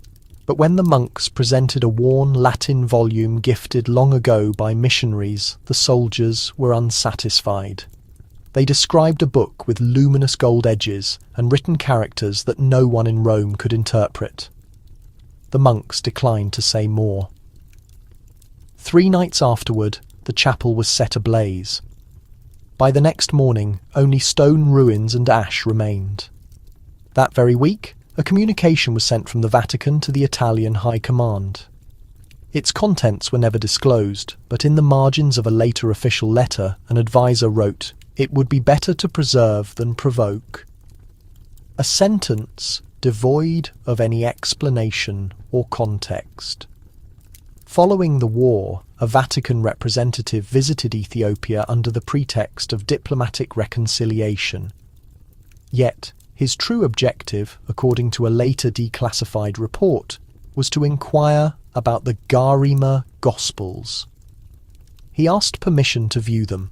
The monks refused his request. He remained for 3 days, then returned to Rome with nothing, or so it seemed. In 1947, the Vatican Library added a new item to its restricted collection, catalogued simply as Codex A19. The entry listed no creator, no date, and no place of origin, but those who have seen it describe illustrations unlike any found in Western tradition: Christ depicted with dark skin, the Virgin Mary standing over burning rivers, and apostles walking without shoes on the stars. Was this one of the Garima manuscripts, or a copy illegally acquired during the war? No one will confirm. But what is evident is that Ethiopia was not invaded solely for territory. Something far more vital was at stake. Not just the dominion over a country, but the custody of a narrative. A narrative that did not originate in Rome, and may not end there either. In the spring of 1991, the skies above Ethiopia filled with a continuous roar. Helicopter blades sliced through the thick air, casting immense shadows across towns and sacred sites. What ensued became known as Operation Solomon, a covert aerial mission that transported over 14,000 Ethiopian Jews to Israel in under 36 hours. It was heralded as a miracle, a humanitarian rescue. But beyond the public attention, the political manoeuvring, and the immediate urgency, another narrative was unfolding, one that was being silently observed by the Vatican. Inside the Secretariat of State in Rome, a small group of senior clerics monitored the operation with keen interest. Their concern was unrelated to migration or foreign policy. It was tied to historical memory. For centuries, there had been rumours that the Ethiopian Jewish community, known as the Beta Israel, preserved not just ancient customs, but sacred texts, versions of scripture older than those kept in the Roman canon. Books of Moses containing significant variations, psalms with distinct rhythms, and a family tree that claimed a direct line from King David through Solomon and the Queen of Sheba. The Vatican had never publicly validated these claims. But deep in the Apostolic Archive, a restricted file labelled Solomonic Evidence, Ethiopia was reopened during the week of the airlift. One priest, whose interview was later conducted under oath but who remained unnamed, claimed that an internal report was circulated within the Vatican Curia, warning that ancient liturgical documents might be moved beyond the Church's authority. The anxiety was not political, it was existential. What if these papers verified an unbroken priestly line outside the Roman framework? What if they presented a version of salvation history not centred in European tradition? 2 days after the final aircraft touched down in Tel Aviv, a Vatican observer was discreetly sent to Israel. His specific mission was never publicly confirmed, but years later a photocopied letter surfaced in a private repository in Geneva. It was addressed to a cardinal in Rome and contained a simple statement. They brought more than people, they brought fire. The fire, it seems, represented truth, encapsulated in parchment, murmured in prayer, secured in scrolls, carried by apprehensive hands across deserts and international boundaries. And perhaps the most peculiar detail among the thousands airlifted. One elderly man refused to board the plane unless he was allowed to keep a bundle wrapped in crimson cloth. The package, according to eyewitnesses, was never publicly opened. But it possessed the scent of myrrh and ink, and when he touched it he wept uncontrollably. The Vatican never issued a statement regarding Operation Solomon, not a single word. But within a year, a new internal directive was released. No further requests for Ethiopian manuscripts were to be made. The reason? Officially, none was given. But in the quiet chambers of Rome, where history is protected like a great prize, someone determined it was wiser not to pursue what had flown away. Because sometimes it is not only stories that escape, it is the solid evidence that they were true all along. In the centre of Jerusalem, near the sounds of worshippers and calls to prayer, stands a secluded rooftop monastery. For centuries it served as the home for Ethiopian monks, not as visitors or temporary guests, but as perpetual guardians. They watched over the city, not with a sense of ownership, but with a deep historical memory.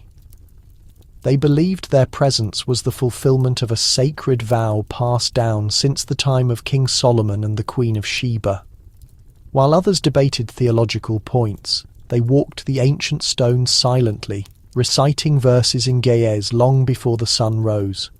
For years the Vatican tolerated this arrangement, until, without warning, everything abruptly changed. In 1970, during a Vatican-led restructuring of the Christian presence in the Holy Land, the Ethiopian monks were ordered to vacate their rooftop chapel.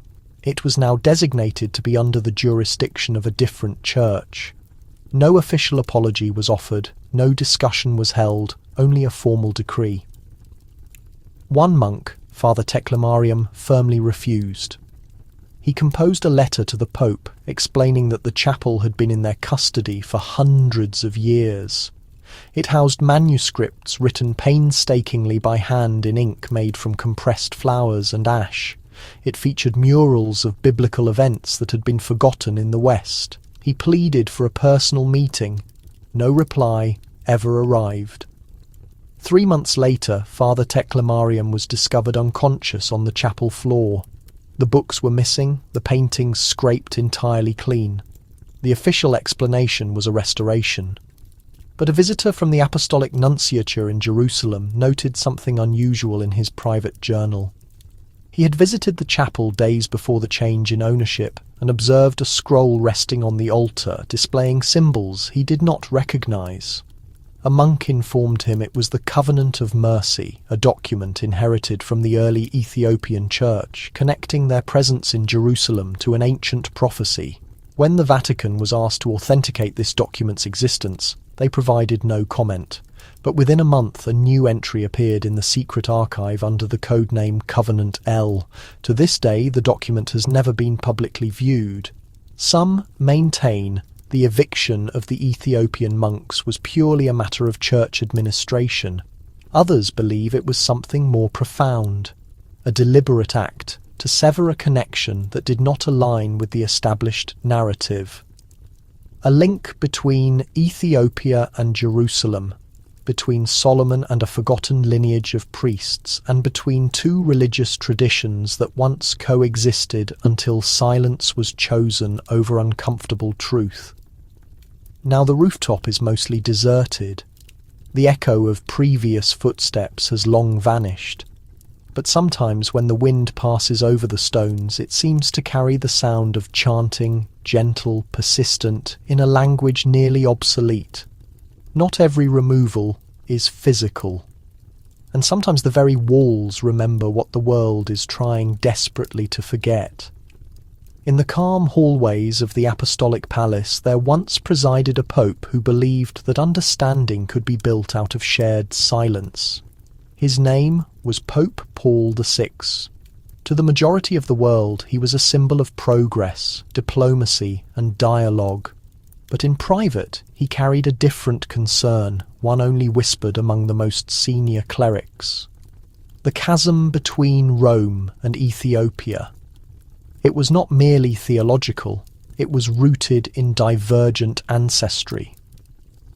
For centuries, the Vatican had meticulously defined the biblical canon, and yet Ethiopia had followed a separate path, untouched by Rome's influence, protecting books the West had discarded and preserving traditions that reached back to Solomon himself. In 1965, during the final sessions of the Second Vatican Council, Pope Paul received a formal letter. It had been sent by the Patriarch of the Ethiopian Orthodox Church. It was written in perfect Latin, not requesting reconciliation, but simply requesting a conversation. The letter reached the Pope's desk late one evening. A secretary recalled watching him read it thoughtfully, then place it in a locked drawer instead of the outgoing correspondence file. That drawer remained sealed for several weeks. Finally, in early 1966, the Pope responded, not with a public decree, but through a private delegate, a young cardinal, proficient in Ge'ez, and selected not for his status, but for his discretion. He journeyed to Addis Ababa, met with the Patriarch behind secure stone walls, and returned to Rome carrying an object wrapped in black fabric. No one knows what was inside. Some suggest it was an ancient manuscript, never fully translated. Others believe it was a scroll containing a prophecy from the earliest days of the Church. What is certain is that after the meeting, the Pope began writing letters, not official ones, but private correspondence addressed solely to the Patriarch. For 2 years, they exchanged messages, sometimes with months of quiet waiting between replies. and then, unexpectedly, the communication ceased. The last letter from Ethiopia arrived in 1968. It was delivered, opened, and filed in a folder marked Eastern Relations. A year later, the entire file had disappeared. No duplicates remain. One Vatican archivist later claimed the correspondence had not been destroyed but simply moved, concealed within a collection known only as the Quiet Files. These are documents not legally sealed but held by mutual agreement, truths preserved not out of fear but for an appropriate time. But that time never arrived. When Pope Paul died in 1978, his personal journal was sealed. When it was opened decades later, only a single entry mentioned Ethiopia. It read simply, "Some wounds are older than our answers." Perhaps he felt the church was not yet ready. Or perhaps he worried that opening one secret would necessitate opening every secret. Still, somewhere within the vast halls of the Vatican, there may be a letter that was never answered, a dialogue interrupted, a bridge half constructed, waiting for someone brave enough to finish it. It was not the omission of Peter's name that surprised the scholar. It was the absolute silence surrounding it. In a secluded monastery near Lake Tana, a visiting theologian from France had been granted the exceptional opportunity to view a complete Ethiopian Bible. He anticipated certain deviations, of course. Perhaps a few additional psalms, or some unique local saints. But as he turned the pages, written in Ge'ez, bound in leather that felt timeless, he noticed a significant anomaly. There were entire books that never referenced Peter at all. No mention of the rock of the church, no foundational confession of faith, no keys to the kingdom of heaven. Instead, these Gospels placed the emphasis on James, on John, and on perspectives not aligned with Rome. It was as if the religious authority in these scriptures derived not from the Vatican, but from a source much older, more reserved, and profoundly Eastern. The scholar took detailed notes. He returned to Europe, and he sent a letter to Rome. That letter, according to formal archival records, was labelled sensitive and directed to the Congregation for the Doctrine of the Faith. It was not outright rejected. It received no reply. It was simply filed away. Months later, he went back to the same monastery to ask for a second examination of the manuscript. The monks, polite but resolute, informed him the Bible had been moved.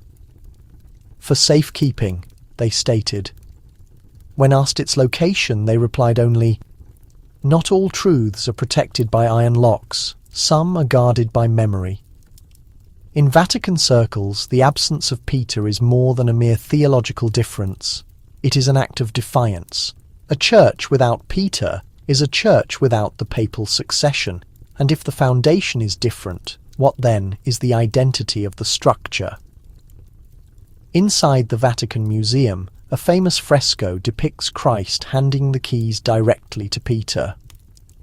It is among the most iconic images in all of Christian art. But concealed in an Ethiopian chapel hewn from living stone, there is a different painting. In this one, Christ is standing alongside two figures, James and John. In his hand is not a key, but a rolled scroll, and he is not giving it away, he is reading it aloud to them. In the Ethiopian religious tradition, authority was never about hereditary succession, it was about faithful preservation. They believed the sacred message was not to be inherited but permanently remembered. To this day, the Vatican has never formally commented on the differences in apostolic focus between its official canon and the Ethiopian one. But behind closed doors, the argument has repeatedly resurfaced. One priest is rumoured to have remarked during a private meeting that if their Bible has no Peter, what does that imply about ours? And so the question remains. Was it an accidental omission? Was it a different, older path? Or was it something Rome was afraid to acknowledge? Because a church without Peter is not just a separate tradition, it implies a separate origin, and origins possess undeniable power. He arrived in Rome in the spring of 1926 with little more than a worn leather bag and a sealed letter of introduction. His name was Father Meles Abba Tesfaye, a simple monk from Gondar, highly proficient in Latin, Ge'ez, and Coptic. He had spent years translating ancient Ethiopian texts by the dim light of a candle in the highlands, copying line by line what few Westerners had ever been privileged to see. His sole purpose was to present these sacred writings to the Vatican, hoping to foster mutual understanding, perhaps even religious unification. At first he was warmly received. A room was provided for him at the Pontifical Ethiopian College. He was a quiet, gentle man, always seen with a book. In the cool evenings he would sit beneath the olive trees, reading softly aloud in a voice barely above a whisper. Other priests occasionally paused to listen, not for the exact words, but for the inherent cadence. It sounded like pure prayer. Then one morning the satchel he guarded so carefully was gone. It was taken from his room while he was attending Mass. No one claimed to have seen the intruder. No one admitted taking it. But when he approached the rector for assistance, he was gently advised that some things are safer left untranslated. That evening, Father Tesfaye lit a candle in the chapel and wept silently. He spent the entire following week in absolute silence. Then, without fanfare, he visited the Vatican Library and formally requested access to the restricted archives. The request was formally denied twice. On the 10th day, he left a single manuscript with a librarian, an incomplete translation of a scroll said to predate the New Testament itself. The final sentence of the translation read, "And there shall be voices from the earth that were never heard in Rome." The next morning, his lifeless body was discovered in a narrow alleyway near the Tiber River. There were no signs of theft, no visible injuries, no witnesses. The official cause of death was recorded as natural causes, despite the fact he was only 43 years old. No funeral service was held. No public announcement was made. But weeks later, a quiet directive was issued to seal the manuscript he had left behind. It was placed inside a plain folder, completely unmarked, and shelved in a locked security cabinet deep within the apostolic archive. Years passed. A young seminarian, decades later, found Father Tesfaye's name in a simple footnote while researching lost biblical translations. When he inquired about the name, an elderly priest simply commented, "Not all martyrs die in the light," and immediately changed the subject. There are certain stories the Church celebrates with sacred smoke and grand bells, and there are others whispered in secluded corners, etched into permanent silence. Father Tesfaye never sought fame. He only desired for the truth to be finally acknowledged. But in the city of symbolic keys and locked compartments, even the truth must sometimes knock, then quietly turn, and walk away, forever unheard. There is a passageway beneath the apostolic archive that the majority of visitors will never be permitted to see. Its walls are rough stone, not polished marble, and the air carries a faint mingled scent of myrrh and damp parchment. To access it, one must pass through 3 heavily guarded entrances and descend a staircase that spirals deeper than the available light can penetrate. The final door bears no nameplate, only a solitary symbol carved into the dense wood, a lion with ink-black eyes. This specific location is absent from all official Vatican blueprints. Archivists refer to it simply as the still room. Here the documents are not organised by author or date, but classified by the degree of silence surrounding them. Texts that have never been publicly acknowledged. Some are carefully wrapped in protective cloth, others sealed with traditional wax impressions. It is rumoured that this room contains manuscripts older than the Council of Nicaea, some written in Aramaic, others in Ge'ez. One text is whispered to be in a language that no living scholar can decipher. The Vatican has never confirmed the existence of this room, but one individual, a former assistant archivist named Father Girolamo, shared a strange story before he too vanished from public life in 1971. According to his account, a long, narrow box was delivered from Ethiopia in the spring of 1969. It bore no identifying label, no sender's information, only a small gold emblem of a cross flanked by 6-pointed stars. Inside the box, wrapped tightly in goat leather, was a scroll that seemed to resonate, not audibly, but internally, in the chest, like a silent second heartbeat.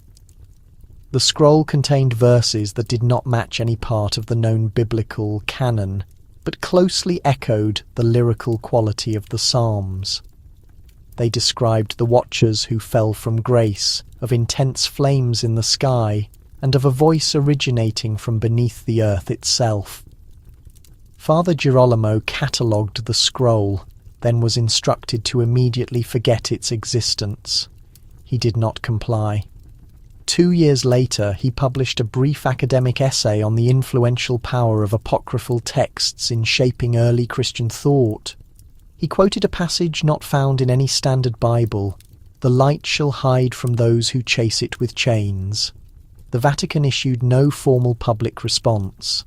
But days after the essay's publication, Father Girolamo abruptly retired and retreated to a quiet monastery in the hills of northern Italy.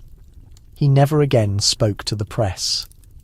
The scroll, assuming it is real, is not listed in any standard Vatican registry. And yet archivists still quietly mention a filing code, AX71, listed without a title or place of origin, containing only a page count and a single advisory note: "Do not circulate." In the main reading rooms of the archive, scholars study safely under modern light. But beneath those immaculate floors there are texts no one is permitted to quote, stories that fundamentally challenge too much established history, books that contain truths too potent for public ceremony, and endless shelves that wait in perpetual darkness, holding voices the world was never supposed to hear. At least, not yet. They claimed it happened just after midnight. The air in the archive was cold, perfectly still, and silent, as it typically was in the deepest corridors beneath Vatican City.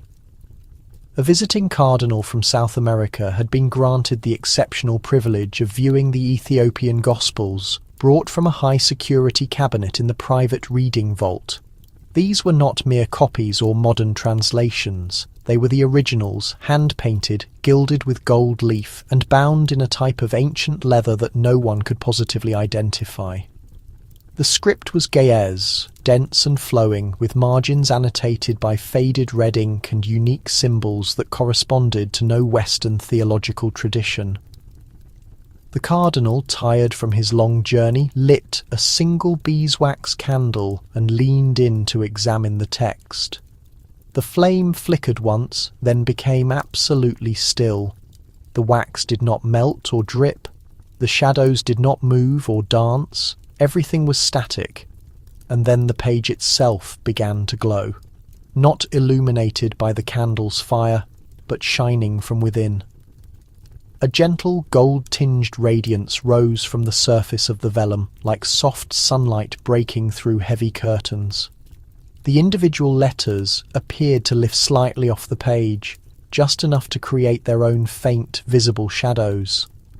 The ink seemed to pulse, not distorting the written words, but making them breathe. The cardinal drew back quickly. He blinked, rubbed his eyes vigorously, but the soft glow persisted. In a low voice, he whispered a single prayer. No verbal answer came, save for a single sentence that he would later record before leaving Rome permanently. The word is alive where it was first spoken. When asked the next morning if he wished to continue his study of the manuscript, the cardinal immediately declined.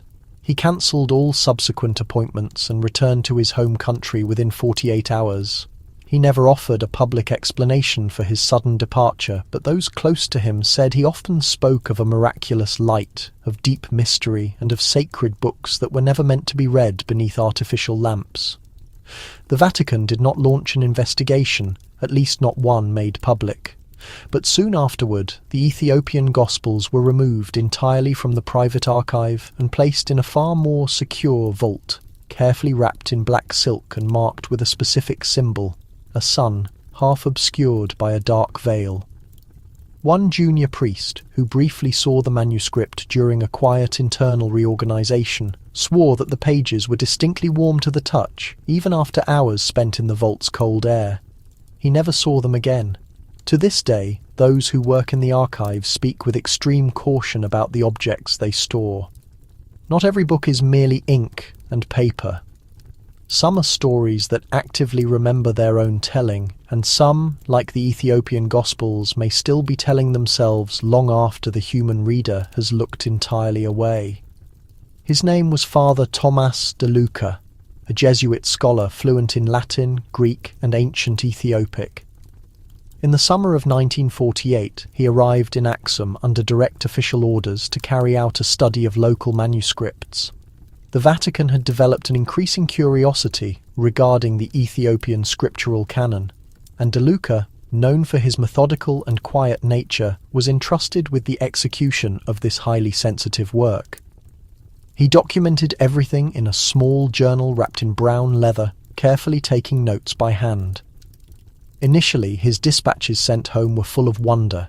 He detailed the Aksum priests, clad in brilliant white, who chanted holy texts as the sun rose and safeguarded volumes more ancient than the dust gathered on St. Peter's throne. He wrote about a parchment roll sewn shut with delicate gold thread, psalms mentioning angels no longer part of Rome's sacred rites, and a chapel carved directly from the rock, hidden behind the high altar of a nondescript church. Then, the flow of his correspondence suddenly ceased. Weeks became months. The Vatican sent an official inquiry through the Italian consulate, but received no reply. A second messenger, a Dominican friar named Father Rinaldi, who had previously been stationed in Cairo, was dispatched to Aksum. He began to ask questions subtly, disguising himself as a common traveller in the marketplaces. Someone mentioned seeing a European man near the monastery at Debre Diamo. Another claimed he was last spotted talking to a blind cleric near the revered Ark Chapel. And a small boy, perhaps only 10, insisted he had watched the man head into the mountains with scrolls tucked beneath his cloak. He was never seen descending. Father Rinaldi visited the monastery. The resident monks treated him with courtesy, yet they remained silent about Father De Luca when he pressed them for information. One very old monk simply remarked, "Not all who walk into the story wish to return from it." Father Rinaldi returned to Rome with nothing to show for his journey. 2 years later, De Luca's private journal mysteriously appeared in a private collection held in Naples. It offered no return address. Inside, the final entry read, "They welcomed me with silence, and in that silence I heard the oldest voice I have ever known." What he had witnessed, what knowledge he had gained, was never recovered. The Vatican quietly concluded its investigation. But within the sacred walls of the Jesuit Curia, his name is still spoken with a complicated mix of reverence and apprehension. A photograph of him is still kept on file. In it, he offers a faint smile, holding a small, rolled-up scroll in his hand. To this day, no one knows the location of his remains. But his narrative, like so many others intertwined with the Ethiopian Bible, remains unfinished, unresolved, and just a little too unsettlingly quiet. Because sometimes the Church does not simply lose its men. It absorbs them entirely into the mystery. There was a faint whisper circulating within the Apostolic Archive, passed discreetly from archivist to archivist, of a book that was said to breathe, not in a poetic sense, but an actual manuscript that, when touched, radiated the unmistakable warmth of human skin and rose and fell with a rhythm that felt truly alive. The story began in 1961, tucked away deep inside one of the lesser-known chambers beneath the vast Vatican City. A young junior archivist named Matteo Fornari was assigned the task of cataloguing unmarked crates that had been delivered from an ancient Jesuit estate just outside Palermo. Most of the contents were typical: routine letters, delicate parchment fragments, brittle scrolls tied up with simple twine. But at the bottom of one wooden crate, carefully wrapped in red silk cloth and sealed with old wax, lay a book completely unlike anything he had ever encountered. Its cover was bound in what seemed to be skin, but not animal skin, not anything he could readily identify. Its pages were unusually thick and porous, filled with writing in ge'ez using gold and rust-coloured ink. There was no title visible, no identifying stamp of its origin. When Matteo reached out his hand to touch the cover and lift it, he paused. It felt warm, he immediately thought. At first, he assumed it had simply absorbed the minimal heat present in the room. But the archive was notoriously cold, always cold. He gently placed both of his palms onto the book. It felt like a rib cage, like the act of breathing. He carefully opened it. The text contained within was bizarre, almost lyrical, filled with names he had never once seen. The word Nephilim appeared repeatedly, as did mentions of the Watchers in Chains, and a peculiar phrase he roughly translated as the breath that remains in silence. Matteo did not sleep that entire night. He returned to the vault alone, illuminating his way with only a small candle. He opened the book once more. The candle's flame flickered not due to a draught, but from something else entirely, a pulse. Then the book seemed to exhale. He instantly dropped it. The candle fell over. Flames danced dangerously close to the parchment before he managed to snuff them out with his sleeve. He stared intensely at the book, which was now closed again, and watched, just for a brief moment, as the cover rose and then fell, as if something within it were truly dreaming. The following day, Matteo reported the strange manuscript to his superior. He was told calmly and without surprise, "Some texts are not meant for analysis, only reverence." The book was immediately taken away. No official record of its existence was ever filed, but Matteo left the Vatican 2 years later and never worked in any archive again. When asked years later for his reason, he would only say, "It is one thing to study scripture, it is another to feel it breathe." No official trace of the physical manuscript remains, but among a few old archivists, when the long corridors are silent and the fluorescent lights buzz low, the story occasionally resurfaces. They suggest that some secrets were never meant to be securely locked away, because some were never truly dead to begin with. When Cardinal Vincenzo Araldi first stepped inside the chapel of St. George in La Libella, he anticipated the familiar gold-leafed halos, lambs of God, maybe a few winged cherubs gracefully circling across.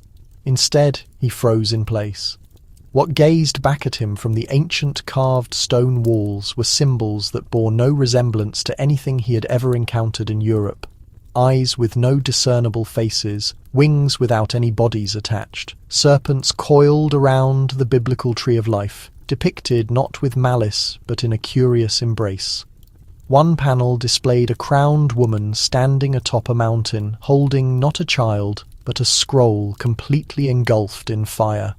And next to her, etched in soft, fading red pigment, was a star featuring 7 distinct points. Later, he would quietly whisper in Latin to a fellow cleric, "They are Christian, yes, but from a different dream." The Church has always fiercely guarded the power inherent in its symbols. The fish, the cross, the keys of Peter. But in Ethiopia, Christianity took deep root well before these standard images were universally adopted. It flourished through rich oral tradition and unique local visions, entirely untouched by Rome's unifying influence. And so, when Vatican officials eventually began to compare Ethiopian manuscripts to those prevalent in the West, they observed more than just minor variations in wording. They noticed fundamental differences in meaning. A cross in the Ethiopian texts frequently appeared with wings, used not as mere ornamentation but as a clear mark of movement. Some versions of the Gospels concluded not with Christ's resurrection but with his return, a promise that he would come not only again, but in a completely different form. Even the angelic host appeared strange.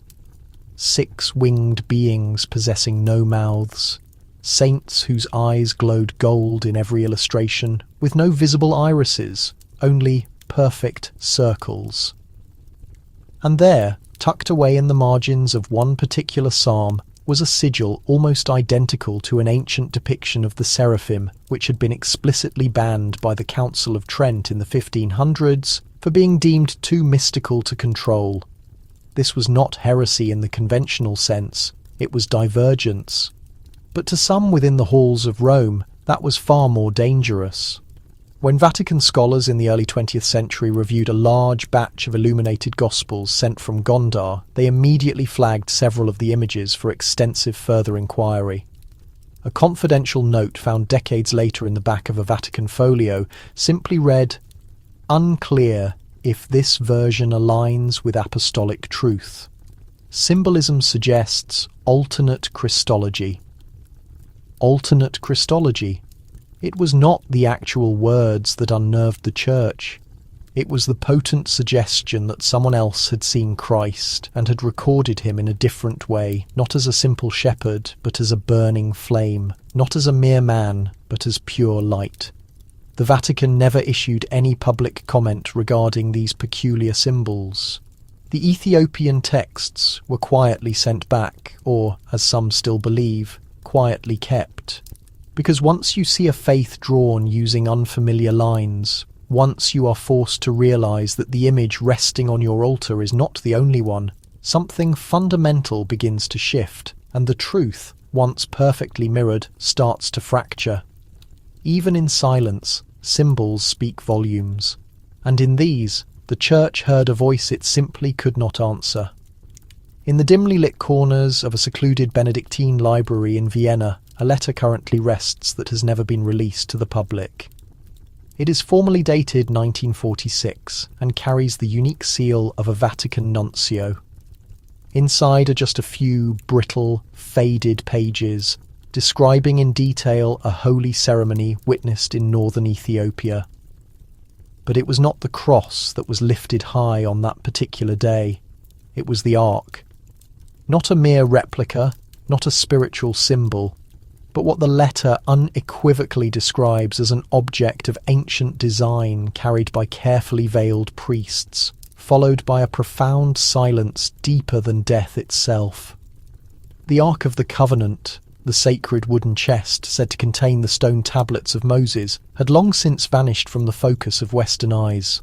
But in Ethiopia, it never left. It was never truly forgotten.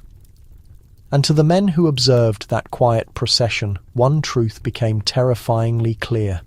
In this distant land, the cross alone was not sufficient.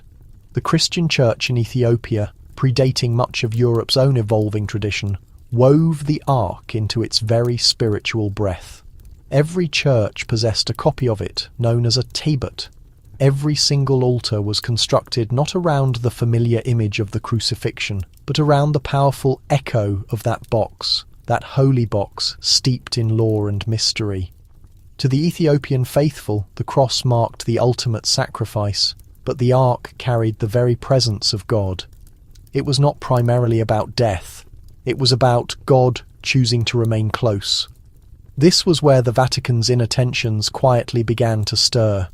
Because if the ark truly still existed, if its powerful memory was not mere myth but living religious practice, then it fundamentally challenged a core tenet of Rome, that holiness was now held solely within the Eucharist. There is an account, buried deep within the journals of a Jesuit missionary, detailing a conversation with a solitary monk near Lake Tana. The monk was very old, blind in one eye, and spoke with great deliberation. He asked the priest, "Why do you wear only the cross? Is it because you believe God is gone?" The priest responded, "No, we wear the cross because it secures salvation." The monk smiled faintly, tapping his simple staff against the dirt. "Then we carry the ark because it reminds us he is still here." This exchange was written into the margin, nearly forgotten by time. But for those who discovered it years later, it raised a quiet alarm. Was there a greater truth? Had Christianity's very earliest flame been ignited not in Rome, but in the high plateaus in the immense shadow of an ancient chest, watched over by men who never bowed to the Pope, but only to the fire that once fell on Sinai? In secret Vatican circles, the central question persisted.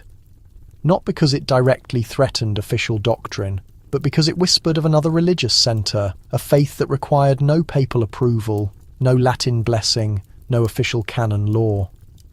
Only silence and something intensely old waiting patiently behind a simple veil. In this particular version of the story, the cross still retains its significance, but the ark never departed, and the Vatican was simply not ready for both.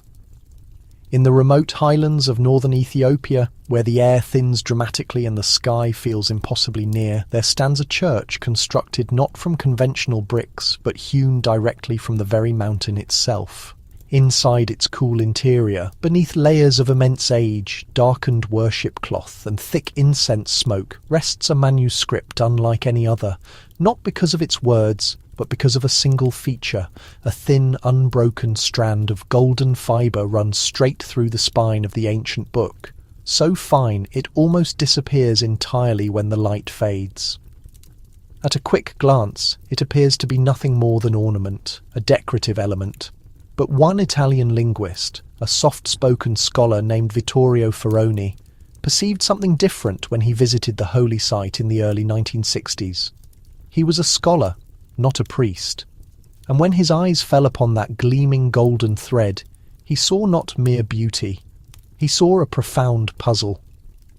With meticulous hands and quiet, respectful breath, he followed its path through the brittle parchment.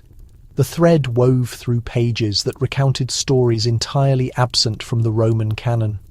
Tales of sorrowful angels who wept, of powerful kings who held conversations with the stars, and of a Messiah who was never crucified, only ascended directly into light.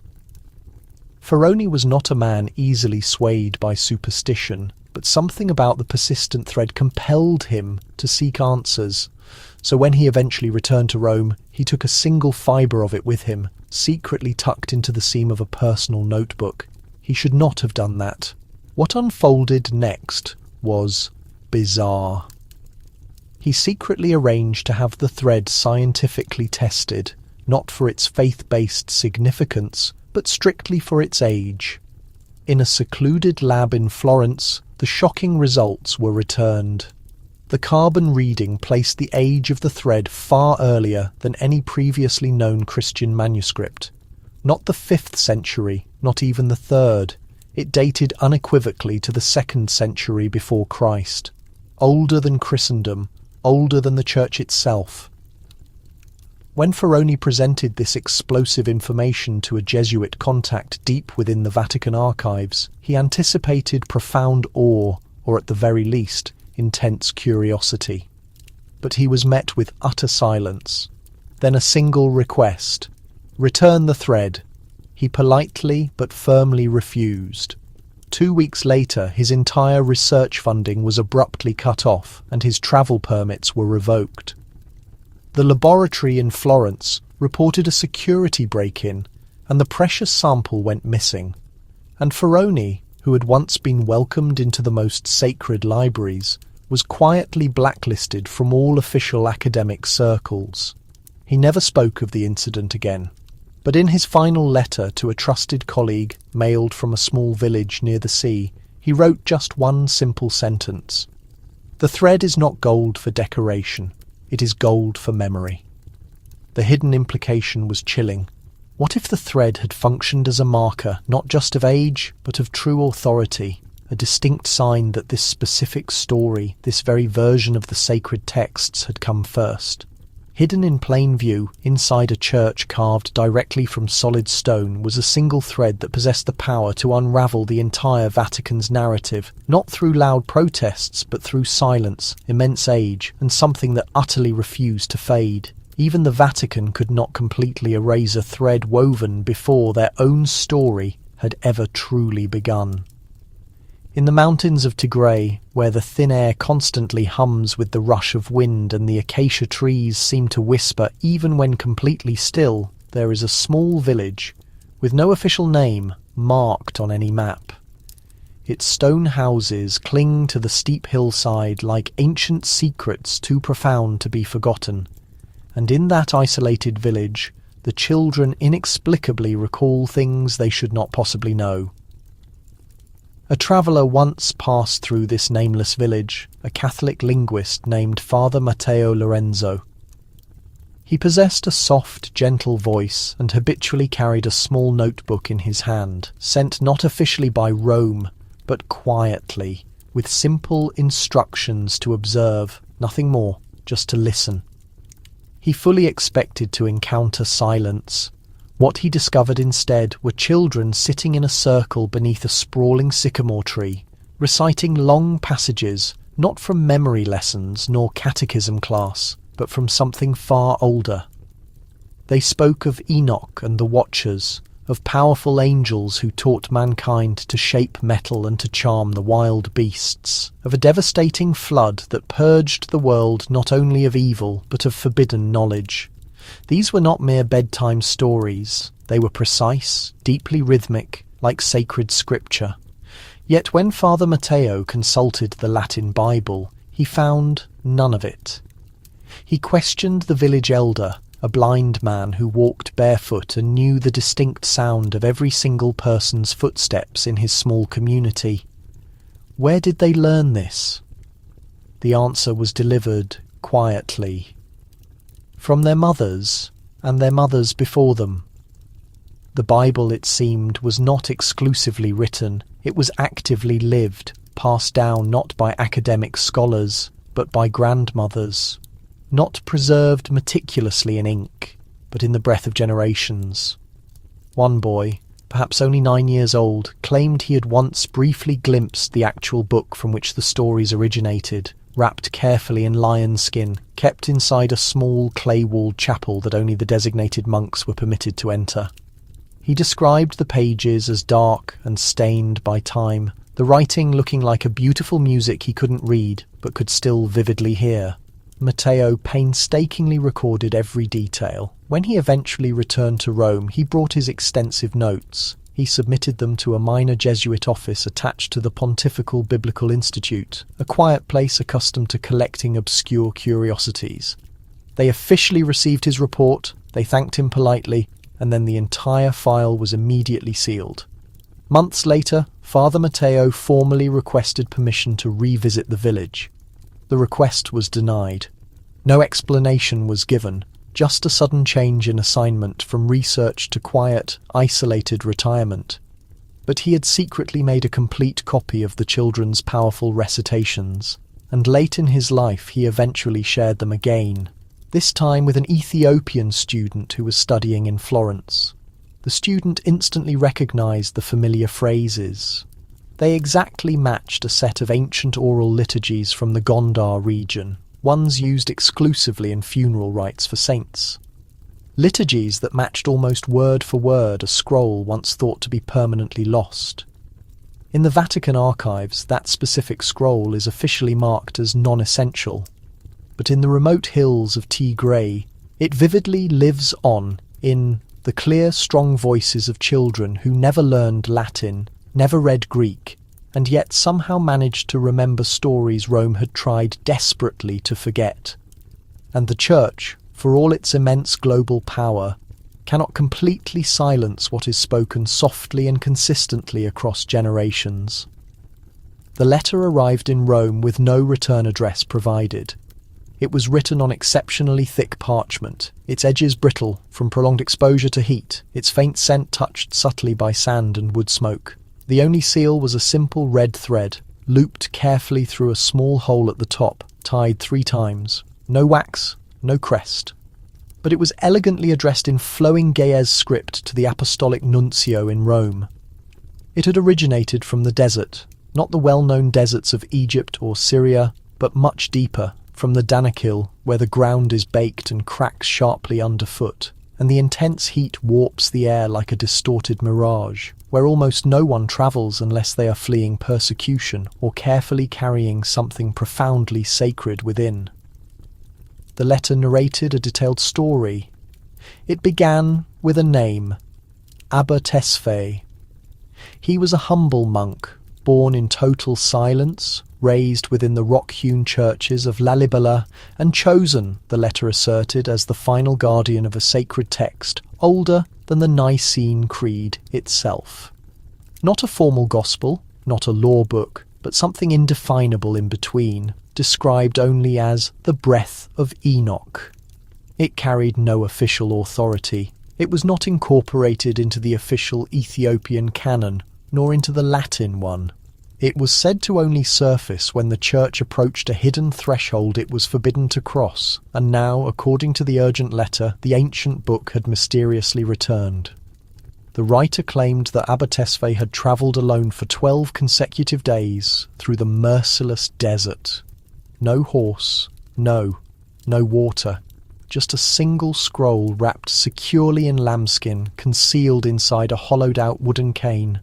He finally stopped only when he reached a crumbling, almost forgotten monastery near the Red Sea, where a single large bell still hung but had not been rung for 200 years. There, Tesfaye quietly passed the scroll to the very last living monk of that monastery. And then, the story concludes, he immediately fell to the ground and whispered, "Let no empire speak over God," and died right there. The Vatican's archivists meticulously studied the peculiar letter. They verified the unique script. The ink was confirmed to be local to northern Ethiopia, but there was absolutely no record of any monk named Tesfaye within their own internal Ethiopian directories. That was not the biggest surprise. The real twist was that 6 months before the letter's arrival, an agent from the Congregation for the Doctrine of the Faith had already been sent to that exact same remote region on an entirely unrelated mission. He had reported nothing at all unusual, but his final scribbled message, written on hotel stationery in Addis Ababa, contained a strange phrase. The desert is speaking again, and this time it is writing. The Vatican never released any public statement regarding the letter, but a photocopy was quietly filed away in the non-catalogued section of the Apostolic Archive, placed in a drawer discreetly labelled Contested Testimonies. The original parchment completely disappeared. Some rumours claim the parchment turned to dust within weeks of being filed. Others believe it was never a letter at all, but a direct warning. And in that unsettling silence, Rome listened intently, but chose to say absolutely nothing. It began with a pointed question. In the year 2006, during a routine press conference held at the Vatican Library, a journalist from Ethiopia slowly stood up and cleared his throat. The large room grew instantly still. Camera lights blinked red. The question he posed was simple, yet burdened with centuries of history. Has the Holy See reviewed the full contents of the Ethiopian canon? For a long moment, the air seemed to stop moving completely. The Cardinal Secretary, a man widely known for his precision and deep calm, blinked once, looked down at his prepared notes, and replied with just 2 words, "No comment," and then nothing more. No follow-up question, no denial, no further elaboration, just total silence. In the days that followed, Catholic scholars quietly exchanged whispers among themselves. Some argued that the simple question had been misunderstood by the cardinal. Others believed it had struck a nerve dangerously close to the heart of a long-concealed truth. The chair of Peter, the ultimate symbolic seat of papal authority, had always spoken loudly and clearly on countless critical issues. Doctrine, heresy, saints, salvation. But when it came to the Ethiopian Bible, demonstrably older than the Latin Vulgate, significantly larger than the Protestant canon, and bursting with texts the Western Church had never officially claimed, there was only quiet, and that silence was deafening. One retired archivist, speaking under strict anonymity, once shared that in the 1960s, a draft response to the complex question of canon variants had been prepared under Pope Paul VI. But before it could receive final approval, the sensitive document completely disappeared. Only its index number remained, quickly scribbled on the margin of a page in an entirely unrelated folder, as if it had been deliberately erased. And still the Ethiopian texts waited. In the deepest vaults of Addis Ababa, monks calmly held pages that truly glowed with golden ink under the faint candlelight. They recounted old stories of angels who wept real tears, of saints who could fly, of ancient kings who dreamed in the voices of the dead. Their voices were calm, but deeply certain. "This is the truth before your truth," they patiently explained. Rome, in its impressive grandeur, had always perceived itself as the sole keeper of Christian history. But what if it had only ever been the careful narrator and not the original author? What if someone else had actually penned the first draft? A pope once confided in a private letter to a trusted Jesuit confidant, "To speak of too many canons is to invite too many truths, and the church is built not on many stones, but on one." That confidential letter was never publicly released. It exists now only as a faint photocopy, discovered accidentally tucked between two completely unrelated books in a side room of the Vatican Apostolic Library, discovered by chance or, as some still believe, placed there with deliberate purpose. Because sometimes silence is not merely the absence of the truth, it is its most effective hiding place. Beneath the smooth stone floor of a quiet, small chapel near the very edge of the Vatican gardens, there lies a grave without any official nameplate. Most visitors walk right past it, assuming it to be the final resting place of a minor official or a forgotten monk, but a select few know the truth.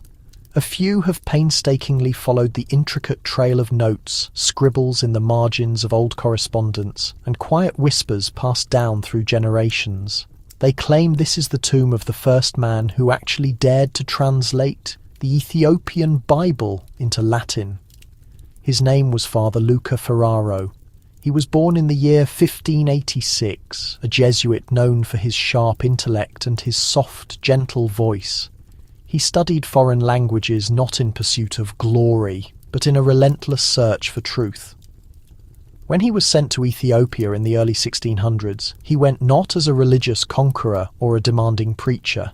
He went as an attentive listener.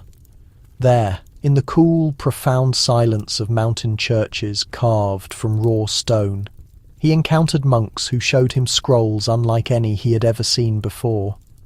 They spoke openly of Enoch, the mysterious watchers, the sacred ark, and the guarded secrets of David's lost psalms. They read aloud from books that had never once passed through Rome. Ferraro painstakingly copied them all by hand. Slowly, with meticulous care, he translated them into Latin. Working late into the deep night by flickering firelight, surrounded by thick ink and fervent prayer, he genuinely believed these words were holy, not foreign, not false, but an essential part of the much larger story. He dispatched his first completed manuscript to Rome in 1623. It never arrived. Or perhaps it did. A letter he wrote many months later speaks only of utter silence. "I have heard no word," he wrote, "and now even the brothers here have begun to turn away. They fear what I carry." He finally returned to Rome in 1625. Thinner, noticeably older, and carrying a final, complete copy of his translation wrapped tightly in protective cloth, he requested an immediate audience with the Holy Office. He was told to wait. He waited for weeks that turned into months. Then, just as suddenly, he completely vanished. His unmarked grave was discovered years later, sealed directly into the stone floor of a long-forgotten chapel. There was no headstone, only a unique symbol carefully carved into the stone, a powerful lion holding a cross in its mouth, the ancient crest of Ethiopia's royal lineage. The translation he carried has never been fully recovered. But in the year 1972, a worker cleaning the lower unused levels of the Vatican library stumbled across a faded cloth bundle hidden behind a deliberately false shelf. Inside were loose pages, Ge'ez script on one side, Latin on the other. The ink had severely faded. The names were gone, but someone had handwritten in the margin, Ferraro's work. No official record was ever created. The pages were quietly returned to immediate storage, and the silent tomb, still unmarked, waits patiently for someone to remember the man who tried desperately to bring two distinct worlds together and was ultimately buried tragically between them. The intense, sweet scent of myrrh lingered long after the chamber was sealed shut. It clung persistently to the cold stones like a distant memory, sweet, thick, and just faintly touched by fire. Deep inside the thick Vatican walls, close to the old crypts that only a chosen few ever entered, there was once a small chamber designated for prayer, or so the official story claimed. But those who knew it better simply called it the Chapel of Smoke. It was not included on any official map of the Vatican complex. The doorway bore no identifying plaque. The only mark above it was an ancient Ethiopian cross carved directly into the stone, slightly imperfectly shaped, as if done in haste and in secret. In the late 1800s, a cardinal named Matteo Anselmi began spending all of his evenings there. He was well known for his passionate love of ancient liturgies and for his intense obsession with Eastern rites. What few people realized was that he had once travelled extensively to Lalibela. There, in the unique, rock-hewn churches of Ethiopia, he witnessed a sacred ceremony that completely transformed him.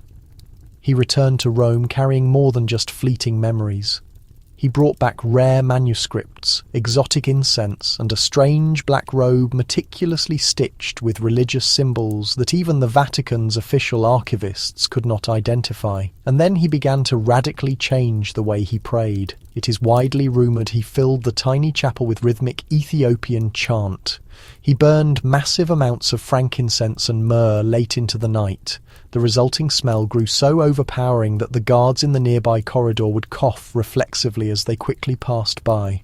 One young Swiss guard, newly stationed outside the wing, later told a friend, "It smelled like heaven, and something else, like something incredibly old, was slowly waking up." What truly disturbed certain officials was not the persistent smell or the strange music. It was what happened to those who visited the secluded room. A young scribe fainted shortly after opening one of the Ethiopian scrolls. Inside, a visiting bishop officially reported hearing distinct chanting even when absolutely no one else was present. And once, during the brutal winter of 1887, thick white smoke began pouring out from beneath the sealed door. Though no actual fire was ever found after Cardinal Anselmi's death, the entire chamber was quickly sealed shut. No official reason was ever provided, but years later, during a major renovation, workers violently broke through a plastered-over wall and stepped into the long-forgotten room. What they discovered inside was pervasive dust, vast amounts of ashes, and a single opened manuscript resting alone on a stone altar. The manuscript, titled Ge'ez, depicted celestial beings with countless eyes, described fire, and mentioned a sound emanating not from the heavens, but from deep within the earth itself. That brittle document was swiftly taken out and filed in highly restricted archives. The storage area was then sealed, this time by being fully bricked up, not simply secured with a door, and there was the lingering scent, the dense, smoky essence of myrrh, never truly dissipated. Some folks say it still wafts through the passageway whenever the weather turns cold, as though the sealed space continues to breathe in perfect silence. A silent promise that some revelations cannot be destroyed, only concealed behind layers of flame and stone. In the spring season of 2024, underneath the gleaming marble floors of the Vatican Library, a young scholar named Elena Moretti came across an entry point. It wasn't a cleverly hidden passage, a discreet trapdoor, or a secret strong room. It was just a door that had been unintentionally ignored for numerous years. It led into a neglected auxiliary room situated behind the theology section, a space formerly utilised for keeping old listings of forbidden books. Elena had been granted a rare chance to revisit the Index Librorum Prohibitorum, the official list of forbidden books. She wasn't there to critique the list, but to digitally catalogue it. For numerous decades it had rested undisturbed, encased in layers of dust and institutional disregard. The index, officially discontinued in the middle of the 20th century, had once documented every text the Church deemed perilous, heretical, deceptive, or simply too unorthodox to be permitted. But something remarkable occurred on her third consecutive day. As she turned the pages of a leather-bound book marked Addendum Year of Our Lord 1640, she noticed a name she had never encountered in her research. Liber Ecclesiae Ethiopicae, the Book of the Ethiopian Church. It wasn't the name itself that took her by surprise. It was the note written directly next to it, scrawled quickly in Latin in a handwriting that was nearly impossible to decipher. It stated, "To be kept from lay eyes, archived in isolation, under seal until canon is unified." Eleanor stopped what she was doing. This was not merely a book that had been forbidden. This was a book that had been purposefully concealed. She flipped the page and found a second listing, the Psalms of the Lion-born King. There was no noted author, no stated origin, just a circular red stamp. A symbol she had only seen one time previously, on an administrative memo filed during the papacy of Pius V. A marking reserved exclusively for internal threats to church doctrine. She continued reading, her heartbeat becoming slower and more measured with every line. By the time she finished the bottom of the page, she had located 7 Ethiopian titles. A few were marked as disputed, others categorized as non-canonical, but one title had absolutely no notation at all. It only had a recorded date, 1599. It was considerably older than many of the Latin documents still in use throughout Rome even now. Elena reported her findings immediately to the head archivist. He listened patiently, gave one quick nod, and then instructed her to take a week of immediate leave. That very same evening, the annex room was locked. When she came back, the specific index volumes she had been working on were gone, completely replaced. Even the visible ink smudge she distinctly recalled on the corner of page 17 had vanished without a trace. The Vatican did not release any official statement, but Elena, in the quiet isolation of her small apartment, had managed to hold onto one photograph. One single page, one single title, one single seal. A specific truth, however minor, salvaged in utter silence. Some people claim the index holds no significance anymore, that it's nothing more than a relic of the past. But within the Vatican, even historical shadows are closely monitored. And when one of those shadows dares to shift, someone inevitably takes note. His legal name was Bruno, but in the official logs of the Swiss Guard, he was merely designated as Watchman 42, a tall, perpetually silent man with streaks of grey hair at his temples and eyes that never ceased their vigilant scanning. For over 20 years he maintained his post positioned just outside a specific sector of the Apostolic Archive that was formally closed to everyone, which included the majority of cardinals. They referred to it internally as the Silver Wing, although no such identifying name was ever printed on any official map. Its walls were made of white marble, but the artificial light that filtered in from the narrow windows cast a strange pale sheen over everything, almost like aged film. Bruno never made the mistake of asking questions. He viewed himself as a soldier, not a scholar. But over the years he started to notice certain consistencies, the same specific individuals coming in and then leaving. It was always the same group of 6 men, always during the same late hours of the night, and they were always carrying a supply of white gloves. One particular night in the year 2005, Bruno was given an explicit order to remain at his post. Well past midnight, a visiting bishop from Ethiopia had been granted special clearance to enter the wing completely alone. Bruno stood perfectly still, like a statue carved of stone, as the bishop passed directly by him. The man had a visible blindness in one eye, and was carrying what appeared to be a soft, velvet-wrapped bundle. When he emerged again close to 3 hours later, his hands were completely empty and his expression remained impossible to read. After that specific night, no one ever mentioned the bishop again. His name was even erased from the official guest log. A few months following that, Bruno noticed that one of the usual 6 men, a Dominican scholar named Father Leone, had not returned. Rumours circulated quietly through the halls suggesting he had suddenly fallen ill. But Bruno saw the actual truth when he read the morning administrative reports.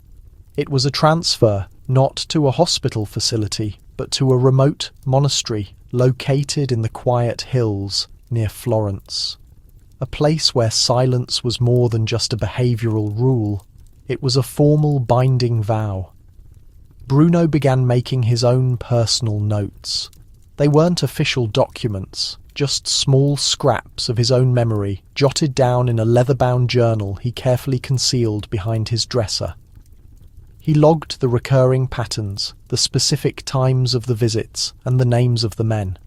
Over the next few years, he completely filled more than 100 pages. Then came the singular mistake. In the year 2019, a brand new archivist, young and brimming with questions, tried to gain entry to the Silver Wing without a companion. Bruno stopped him immediately, of course, but the failed attempt set off an internal security investigation. 3 days later, Bruno received his dismissal notice. They officially called it retirement, but Bruno understood the deeper reason. So, he gathered his journal, departed from Vatican City, and simply vanished into the Italian countryside. He left no forwarding address, no contact information, nothing whatsoever. Only one specific item remains of him. A single postcard sent to an old former colleague, marked with only one single telling sentence. I kept more than I was officially supposed to. There was no return name, no written signature, just the official seal of the Swiss Guard in visibly faded ink, and a small drawing lightly pencilled in the corner. It depicted a lion peacefully sleeping beneath a large book. They had told him the room was strictly off-limits after the sun went down, not due to security risks, but because of something far older than any rulebook. Tucked away behind a false wall panel in the Apostolic Archive, beneath a centuries-old, faded fresco depicting the Annunciation, lay a small chamber that officially had no name. Archivists had taken to calling it the Still Room, even though nothing about the place had ever been truly still. Only 4 specific people were officially entrusted with keys. One of them was Father Domenico, a Jesuit whose voice sounded like old, rustling parchment, and who had a peculiar habit of speaking directly to the bookshelves as if they might actually respond. He held a deep conviction that books were truly alive, not just in a metaphorical, poetic sense, but genuinely in a way that could not be adequately explained by mere ink and paper alone. In the spring of 1987, he made the mistake of working there too late into the evening. A fierce storm front had rolled in around the time of dusk. Heavy Roman rain forcefully drummed against the tiled roof located above the Apostolic Archive.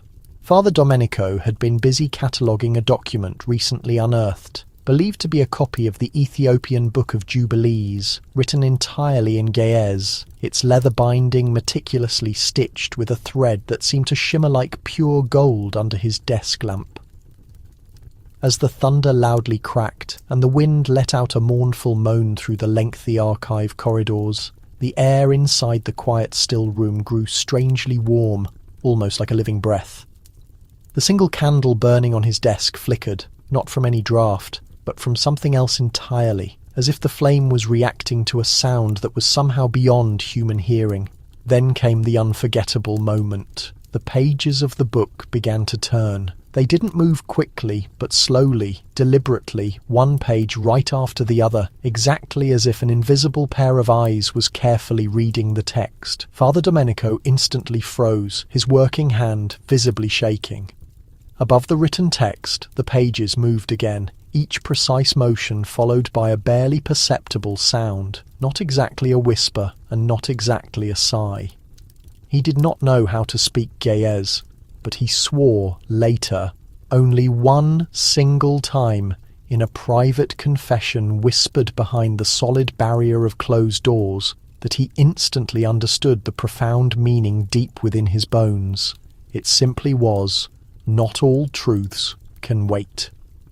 When the next morning finally arrived, the candle was completely burned down to its metal base.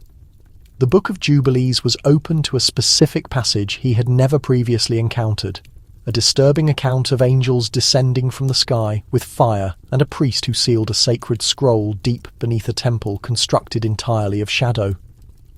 Father Domenico immediately tried to present this passage to his superior, but when they returned to the still room that same afternoon, the book was completely gone. Not simply moved somewhere else. Gone. No official record of it remained anywhere.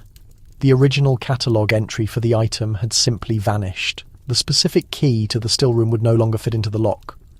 Later that year, Father Domenico officially retired from his post at the archive. He systematically refused all requests for interviews, but in his final letter addressed to a trusted fellow Jesuit, he wrote only one simple, chilling, and completely unexplained line. The page reads us, too. The dedicated monks in Ethiopia never once used the Latin word canon. They discussed their scripture in the same practical way a farmer speaks about the falling rain, not through endless theological debate, but with simple, powerful memory. In their ancient churches, which were physically carved right out of living rock, they regularly read from religious texts that Rome had either long ago intentionally forgotten or perhaps never wanted anyone to truly remember. One specific text of this kind was the Book of Maccabean. Not the books of Maccabees familiar to the Western world, but something much older, much stranger. A collection of writings where ancient kings hold conversations directly with spirits and where major wars are fought, not solely on the physical earth but in the vastness of the heavens themselves. To the Vatican hierarchy, this was far more than a mere regional religious difference. It represented a direct challenge. The sacred canon of the Roman Church had been deemed completely sealed and final for centuries. To suggest that there might actually be a second canon, an entirely parallel collection of holy writings, just as ancient, just as divinely inspired, was to immediately crack wide open the fundamental foundations of the Church's authority itself. In 1974, a Jesuit scholar named Henri Sorelli travelled directly to Addis Ababa on a highly confidential research mission. His stated objective was clear and simple: examine the ancient Ge'ez manuscripts, which were rumoured to contain entire Gospels not found in any existing Vatican collection. But what he unexpectedly discovered instead was an elderly priest named Abba Teklamariam, a man in his 80s who could recite entire lost books of the Bible directly from memory. When Sorelli respectfully asked him exactly how he had learned them, the old priest offered a knowing smile. "They are not truly lost," he replied. "They are only intentionally hidden by those who are inherently afraid of the dark." Sorelli returned to Rome with only a small handful of carefully scribbled notes. Unsure of the true significance of what he had witnessed, he submitted a preliminary research report directly to the Congregation for the Doctrine of the Faith. It was never formally acknowledged in any way. Weeks later, his office space was found completely emptied out, and his name was formally removed from the official Jesuit directory. Years went by, but one specific photocopy survived the purge, discreetly tucked into the back of a large theology textbook in a dimly lit seminary library in Milan. A small footnote written in heavily faded ink referred to a second canon preserved orally by the monks of a secluded corporation inaccessible to Roman interpretation. It was signed only with the initials HS. Some whispered that this second canon included an alternate account of the creation of the world, not taking place in 7 literal days, but unfolding across 7 distinct realms. Others boldly claimed it narrated the story of a Christ who visited Africa before the event of the crucifixion, leaving behind a profound scroll said to magically open only when it was read, with the sincere heart, not with the judging eyes. Rome never issued an official public response, but in 1993 a sealed document was abruptly issued from the Vatican Secretariat, forcefully reaffirming the unchangeable absolute completeness of the existing canon. It bore no names and no signatures, just a chilling Latin line, "Non est liber nisi nostra." It means, "There is no book but ours." But deep within the isolated highlands of Ethiopia, the dedicated monks still regularly gather, and when they begin to chant from their sacred second canon, they do not ask for any kind of external permission. They simply begin. There are certain words the Vatican has consistently chosen to speak with absolute clarity. Encyclicals, formal decrees, and official dogma, loudly proclaimed from the famous balconies overlooking St. Peter's Square.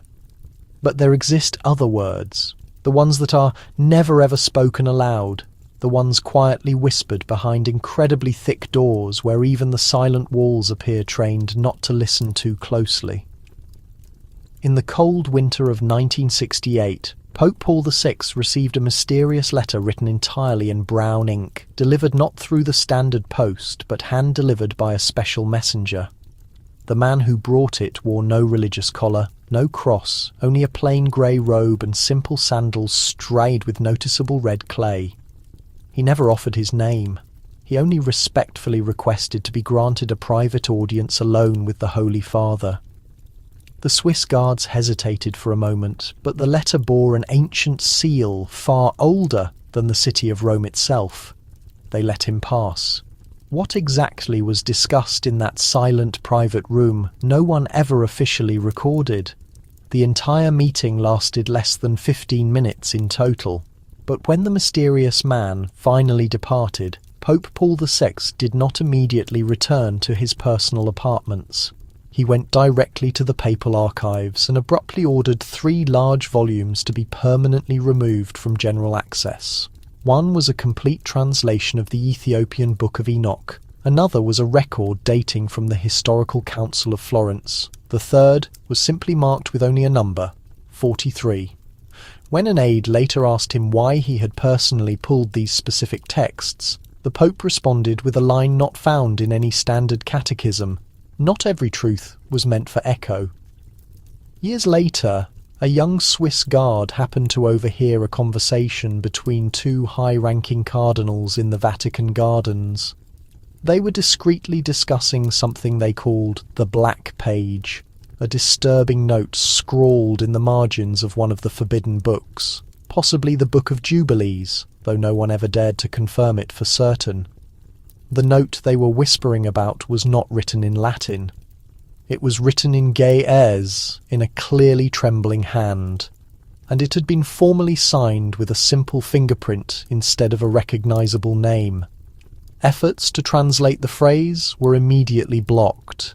However, one Jesuit linguist reportedly claimed the phrase meant, "He knew Rome before the stone was laid." The profound implications were simply too weighty for anyone to handle. A line like that suggested a knowledge that was far older than the Vatican itself, a memory that predated even the earliest church councils, a delicate thread of truth not passed down through generations of bishops but sung through ancient bloodlines. Every pope since Leo III had been formally briefed on the existence of the Ethiopian manuscripts, but it was always done in closed confidential sessions and never ever addressed from the public pulpit, because to speak of it openly would be to formally admit something far more dangerous than just heresy. It would be to formally admit that the Church did not possess complete control over the entire story. that another narrative just as ancient and just as divine had successfully survived beyond its strict regulatory reach. So, instead of speaking, the popes deliberately chose silence. Not because they did not genuinely believe the story, but because some fundamental truths, once powerfully spoken, simply do not peacefully return to silence. Beneath the public clamour of Rome, beneath the polished marble and constant candlelight, there is a physical place that very few people have ever actually seen. It is not marked on any official Vatican map. It is not open to the general faithful, and yet it may hold the designation of being the holiest chamber in all of the Holy See. They call it the Scriptorium of the Shadows, but that is not its formal official name. Officially, it is only listed in the archives as Substructure 11, but those select few who have managed to find it either by pure accident or by conscious design describe it in the exact same manner. A massive vault lined from wall to wall with brittle parchment scrolls, fragile manuscripts painstakingly stitched by hand, and books that have no known recorded author. There are no traditional pews, no grand altars, and no golden mosaics. But in its deep and pervasive silence, it carefully holds something that the huge basilicas located directly above it cannot: forgotten stories. In the early 1900s, a dedicated librarian named Father Matteo Lucario was officially assigned the task of cataloguing completely unprocessed works deep within the Vatican Library's older collection rooms. He was notably quiet, incredibly dedicated, and practically invisible to the daily flow of people. A perfect keeper for profound secrets. One specific morning in the spring of 1921, while carefully shifting a towering stack of dusty, forgotten hymnals, he noticed a small, simple brass key securely lodged between two large volumes. It carried no identifying tag, no mark of specific ownership. The key only fit one specific door. That particular door was located at the very end of a narrow stairwell that very few people ever used. Behind it, the very air itself instantly changed, becoming noticeably drier, significantly older, as if it had been patiently waiting a very long time to be finally disturbed. Inside, Father Lucario discovered religious texts written in languages that even the Vatican's best, most advanced linguists could not completely translate. Stories of weeping angels who cried rivers that eventually grew into nations, stories of a second hidden garden located far beyond the original one, and among all of them, an entire dedicated shelf simply labelled Habesha. This shelf held variations of the Psalms never found in any known canon, letters written by early Christian mystics in Ethiopia, and a small leather-bound volume that had no external title, only the single word Ezana faintly scratched into the inside cover. Lucario read as much as he possibly could. He documented all of his findings in a personal journal, which he discreetly stored in his own personal desk drawer. But after only 3 short weeks, his temporary assignment was suddenly and abruptly terminated. No official reason was ever provided to him. The desk drawer, when later thoroughly checked by a different librarian, was found completely empty. Some people genuinely believe the scriptorium is a real place. Others firmly insist it is only a fictional myth created solely to frighten young seminarians. But there is one specific detail that mysteriously surfaces again and again in whispered accounts. A noticeable fresco painted above the chamber's far wall. Faded and visibly cracked, it depicts no known saints and no crosses, only a solitary woman wearing a robe covered in stars gently handing a scroll to a young child. The child's eyes are shown closed and written in a full circle around them in a Ge'ez script too ancient for effortless translation is a final line no one can fully agree on the precise meaning of. But one powerful interpretation has haunted every pope who has ever dared to look at it. What man forgets, God remembers. Some profound stories simply refuse to stay permanently buried, no matter how thick the layer of dust or how perfectly silent the surrounding walls are kept. Among the most historically contested secrets in all of Christian history are two powerful texts only ever whispered about in both secluded monasteries and long marble corridors: the Gospel of Thomas and the Gospel of Mary. Neither one of them currently appears in the official Bible. The Gospel of Thomas, as many know, was not actually found in Rome or Jerusalem, but was discovered inside a clay jar buried deep beneath the arid sands of Nag Hammadi, Egypt, in the year 1945. It did not narrate stories of miracles or the crucifixion event. Instead, it carefully recorded numerous sayings, complex parables that appeared to come directly from the mouth of Jesus. But these sayings were remarkably strange. There was absolutely no discussion of sin or punishment, no detailed instructions for worship. Instead, it spoke extensively of an inner light, of kingdoms that were decidedly not of this world, and of the profound necessity of knowing oneself in order to truly know the divine. The Gospel of Mary, found in various fragments across Egypt and Berlin, was even more dramatically unsettling to the strict hierarchy of the early church. In its surviving pages, Mary Magdalene is not portrayed as a repentant sinner or a quiet, submissive follower. She is explicitly presented as a respected teacher, a leading disciple, one who is able to receive powerful visions that the other men cannot comprehend, one who courageously dares to speak out when the men are completely silent. One Vatican historian once privately confessed, completely off the record, that had the Gospel of Mary been fully accepted, the entire authoritative structure of the early church might have fundamentally shifted. Power would have been actively shared. Hierarchies might never have fully formed in the first place. When dedicated scholars in Ethiopia directly compared these newly discovered Gospels to the much more ancient Ge'ez texts, carefully preserved in their churches carved from stone and remote mountaintop libraries, something truly remarkable came to light.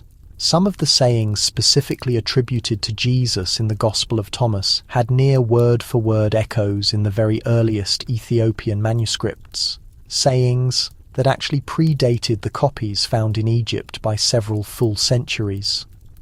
This quiet revelation immediately sparked noticeable unrest within the Vatican. If the sayings specifically attributed to Jesus in Thomas were demonstrably more ancient than the four Gospels everyone currently knows, what exactly did that profound discovery imply? Who genuinely held the authority to ultimately choose which specific version of Jesus the world was formally allowed to hear?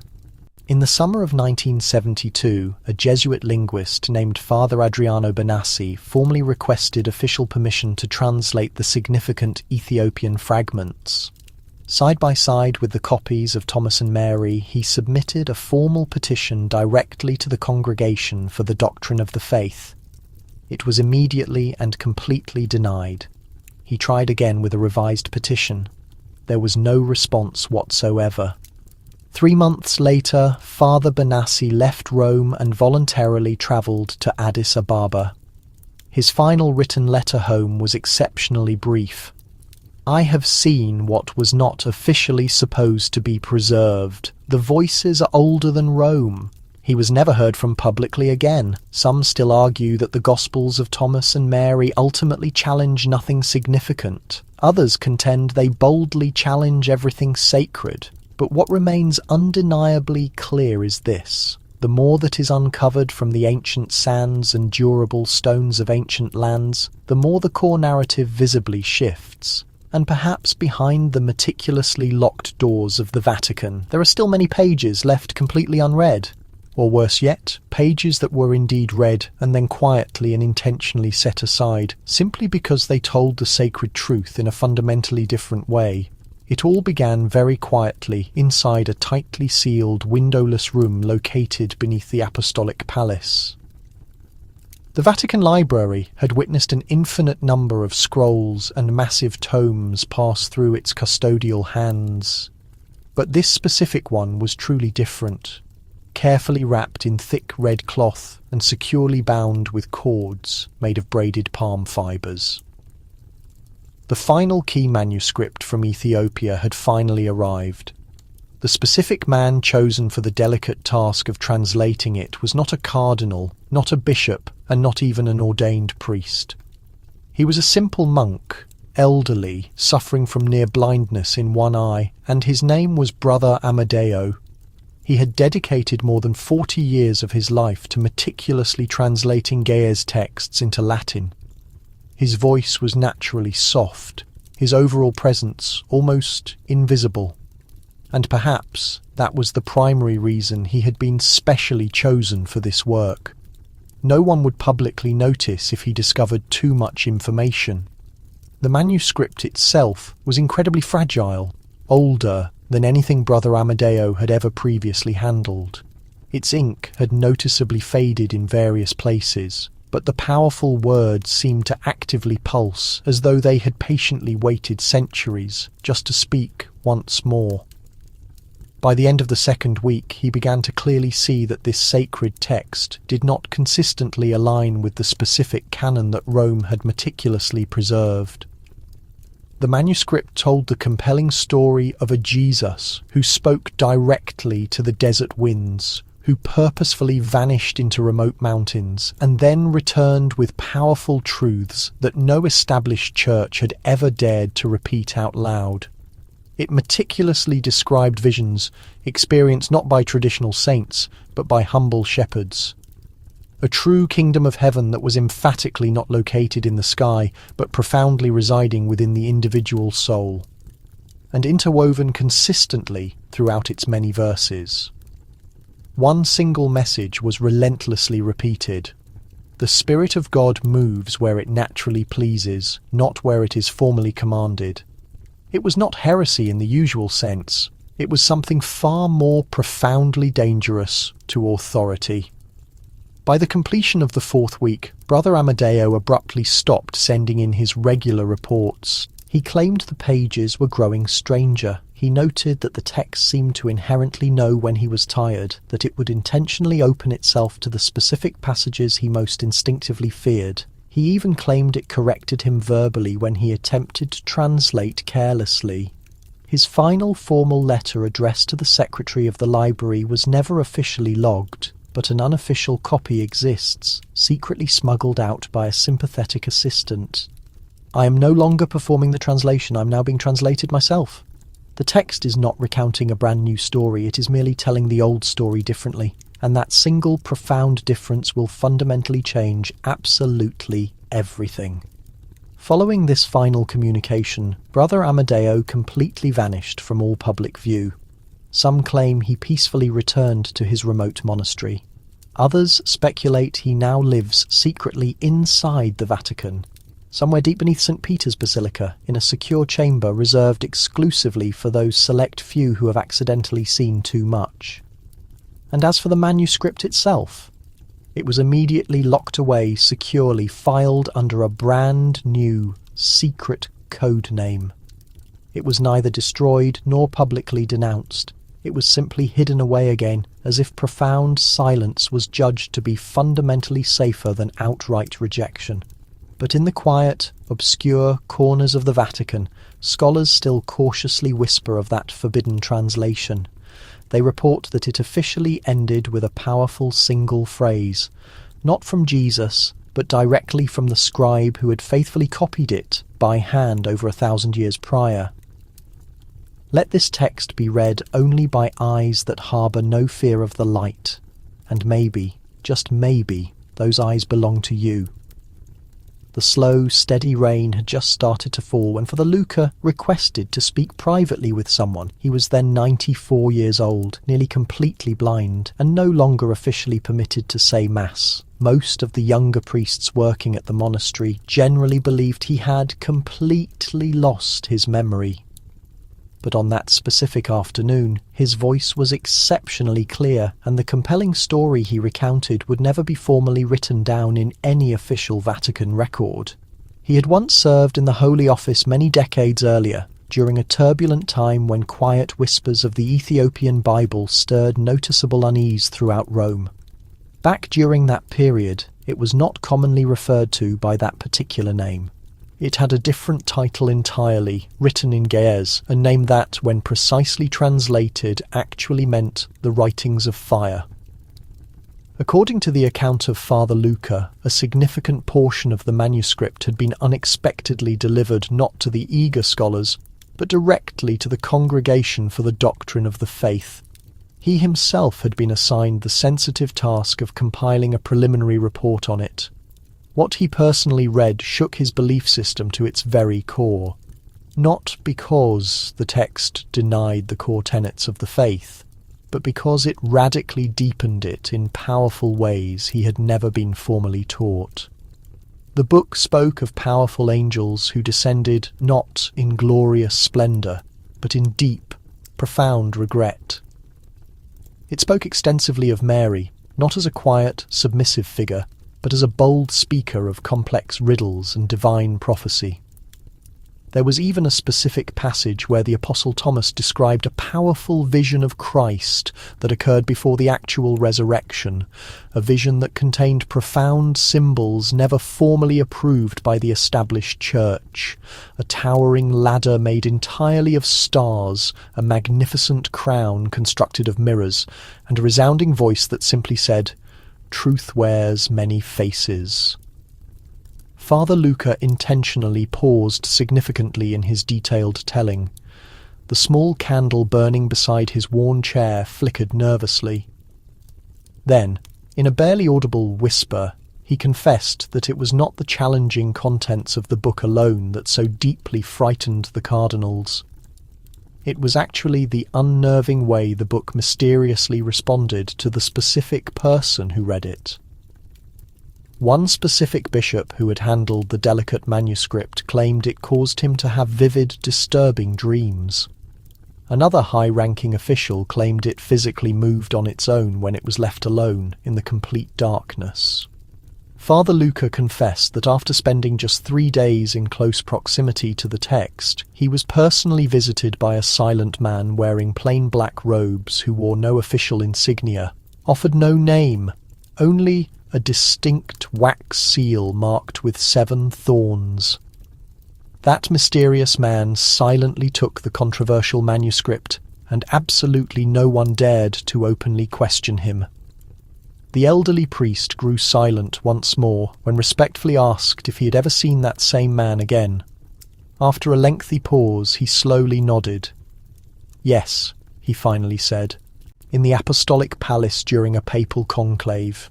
He was not an official cardinal, he did not formally vote, but every single man in the voting room looked directly at him before carefully placing their official ballot, as the soft rain continued to gently tap against the windowpane. Father Luca slowly made the sacred sign of the cross. It was not heresy they genuinely feared, he stated. It was what would inevitably come after that discovery. And with that poignant statement, he requested no formal absolution, only to be remembered not as a man who selfishly kept secrets, but as a man who once bravely tried to let the long-suppressed truth finally breathe. Then he simply asked that the small candle be carefully put out. In the magnificent vast halls of the Vatican, the highly polished marble consistently echoes with the incredible weight of centuries. Portraits of countless past popes stare down like silent, judging sentinels, their watchful eyes forever fixed on a spiritual legacy they formerly swore to permanently protect. Yet one distinct portrait, although never physically painted, seemed to constantly haunt the long corridors. In hushed whispers, the Lion of Judah, not the familiar biblical lion commonly seen in stained glass windows, but the actual living royal symbol of Ethiopia's monarchy and its claimed divine link back to King Solomon and the very core of the Ethiopian Church's powerful mystery.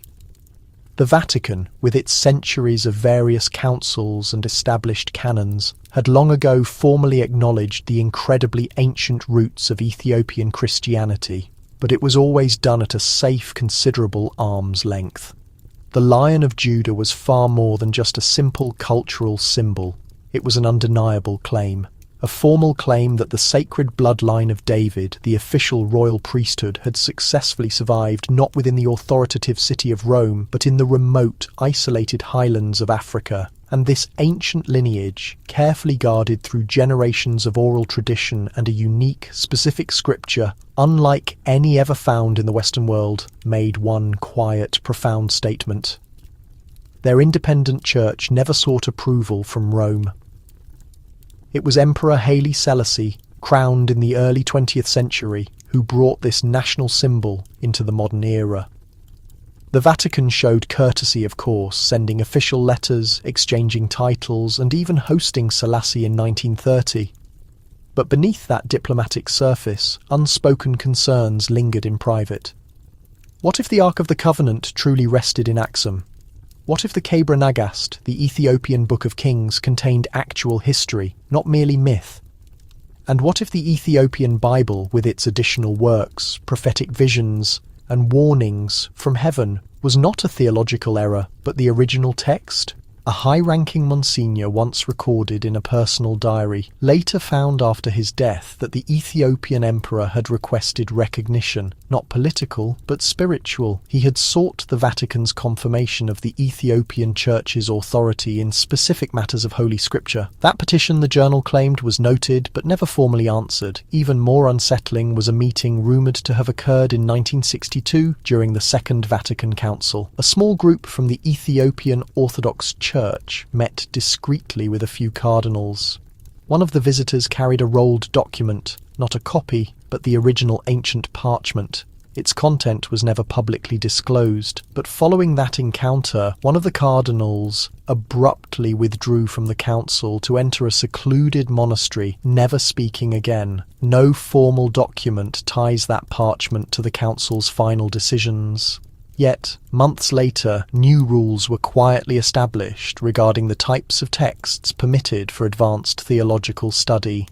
Ge'ez, the ancient Ethiopian language, was no longer encouraged. What did the Vatican fear the world might see? A parallel spiritual path? Or perhaps a reflection? A mirror that showed a church equally old, equally sacred, but standing entirely outside Rome's authority? Deep inside the Vatican Library, far below St. Peter's Basilica, an unmarked shelf holds a carved lion. No label, no author's name, just a gilded lion with eyes that seem to follow you. And in that quiet, one question hangs heavy. Who protects the truth? The religious leader, or the symbol of independent power? Beneath the decorated ceilings of St. Peter's, under layers of marble and behind locked entryways, there is a location rarely mentioned, a place where no sunlight ever reaches. Some call it the Archivum Secretum, others just refer to it as the deep storage vault. But among the older priests, the ones who still speak in hushed Latin and bow before entering empty halls, it is known by a different name, the resting place of the scrolls. Its significance is not just in the decay, but in what the decay contains.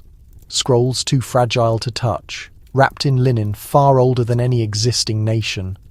Letters bearing no return address, sealed centuries ago.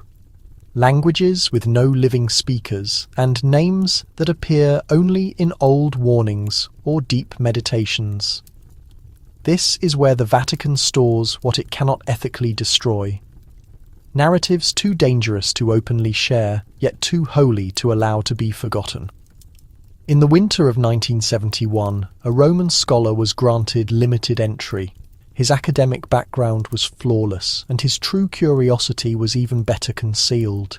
He was instructed to wear protective gloves, take no written notes, and speak with no one. He agreed to the terms. What he discovered, he later claimed, were scrolls originating in Ethiopia. Texts older than any version of the Bible he had ever analysed. But it wasn't their age that disturbed him, it was their message. The scrolls described celestial observers, beings who arrived not to instruct, but to deliver a warning. They detailed a garden, not the Garden of Eden, but one consumed by fire. And in one section, written in faded Ge'ez, was a line the scholar simply translated as, "He who reorders truth invites permanent silence." That exact phrase was underlined in red ink, an annotation added much later. He never finished his academic work. Days after leaving the vault, he vanished without a trace. His apartment was left undisturbed. No sign of a struggle, no farewell note. Only his notebook remained open on his desk. Its last entry read, "They do not fear falsehoods. They fear what lies beneath. Some believe the scrolls were moved afterward, not destroyed, but sealed away even deeper. Others insist they were a fabrication, merely part of an elaborate narrative told to keep certain doors permanently closed." But one priest, who once served guard duty outside the vault's lowest entrance, recalled hearing something in the quiet, not human voices, but a sound like breathing, as if the scrolls themselves were not dormant, but actively listening. He recounted this to another priest in the confessional. That priest documented it in his private journal. Years later, the journal was recovered. The final page ended with a peculiar dark stain. Some hypothesized it was candle wax. Others said it carried a faint aroma of myrrh. If you walk past the large bronze door near the end of the main library, you might hear nothing at all. Or you might sense something, a warmth that seems out of place, as if the scrolls, still concealed, are waiting not to be merely read, but to be truly remembered. There are narratives too delicate to verbalize, not because they lack foundation, but because the truth they hold damages more than it builds. In the quiet corridors of the Vatican, among ancient artifacts, forgotten codices, and overlooked saints, one such story has never been publicly told. It is kept not in physical storage, but in the silence itself, a secret too sacred for display. It started with a single item, not a manuscript, not a scroll, nor even something crafted by human hands. It was brought to the Vatican by a man whose identity was deliberately expunged from all records, not as a punishment, but as an act of protection. The item was shrouded in heavy black fabric, stitched with fine gold thread. No label, no descriptive title. The men transporting it wore special gloves sewn by cloistered Carmelite nuns. The package bypassed all official customs checks. It slipped past all gates and guards until it reached the inner sanctum. There it was unwrapped by only one person, a cardinal known only to a select few as the Red Scribe. His duty was not to pass judgment, only to observe and document nothing. Those who saw the item described it as not large, small enough to be held in two hands. But when it was opened, not studied, not deciphered, simply opened, the room's lighting noticeably dimmed, not all at once, but as if the entire chamber took a slow breath. Inside there was writing, but it was not ink, nor was it carved or etched. The letters were an inherent part of the material, like the natural veins within marble. Ge'ez, yes, but featuring strokes and flourishes unlike any other Ethiopian script. The cardinal noted that the characters shimmered, not from gold leaf or paint, but from a source beneath the surface, something that felt genuinely alive. The object was closed, then rewrapped. The cardinal never mentioned it again, but the following morning the guards assigned to the vault refused to enter.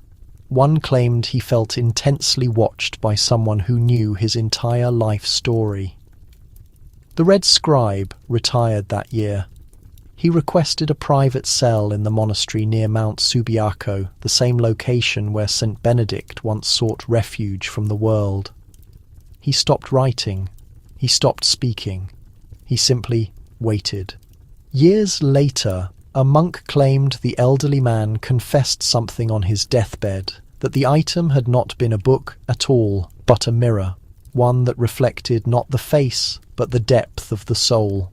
The Vatican has never confirmed this account, but the room where the object was opened was later formally renamed. It is now called the Room of the Veil, and in one corner, carved so faintly it is visible only by candlelight, is an inscription. Not every secret must be shared. Some must simply be preserved, not hidden in absolute darkness, but kept with proper reverence. In a secluded monastery carved directly into the red cliffs of Tigray, where the wind sings like a continuous hymn, and the sunset sky glows a vivid gold, there lives an individual known only by a single name, the Guardian. He is neither a consecrated priest nor a trained soldier. He wears no vestments or cross. His existence is quiet, almost undetectable. But to those who know the difficult route to his hidden dwelling, he protects more than just religious texts. He guards a promise. No one remembers his original name. It is said he relinquished it when he accepted the role, choosing simplicity over secrecy. His goal was not to be personally remembered, only to accurately remember. And what he remembers is not contained within any written volume. It's passed down through soft whispers, through breath, like the enduring flame of an oil lamp, from one generation to the next. The Guardian defends what the Vatican once attempted to comprehend, then ultimately chose to ignore. A version of the Gospel so ancient it was never subjected to translation. Not because it was impossible to translate, but because it should not be. It recounts the Messiah's early life, detailing his travels eastward, past the Roman Empire, and into the high, isolated plateaus of Ethiopia. It speaks not of spectacular public miracles, but of years of quiet contemplation among silent monks, where the word of God was not loudly proclaimed, but deeply integrated into the earth itself. This gospel, if that is the correct term for it, does not begin with the traditional Genesis account. It begins with a tree, a singular fig tree standing alone in a barren salt field, and beneath it a child who poses no questions but listens intently to the ground. The Vatican dispatched 3 men to authenticate this story. One disappeared entirely. One returned emotionally broken and refused to speak of what he saw. The third rose to the rank of bishop and immediately ordered the entire mission account to be sealed. But the Guardian remains.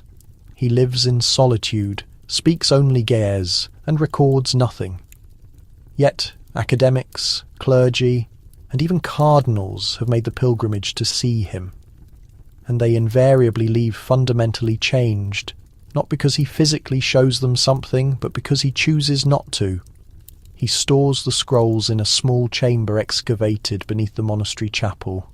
There are no doors, only a winding passage through rock so narrow that a grown man must turn sideways to proceed. There is no physical lock, no security trap, only the unspoken understanding that if your inner self is not prepared, the path itself will seem to vanish.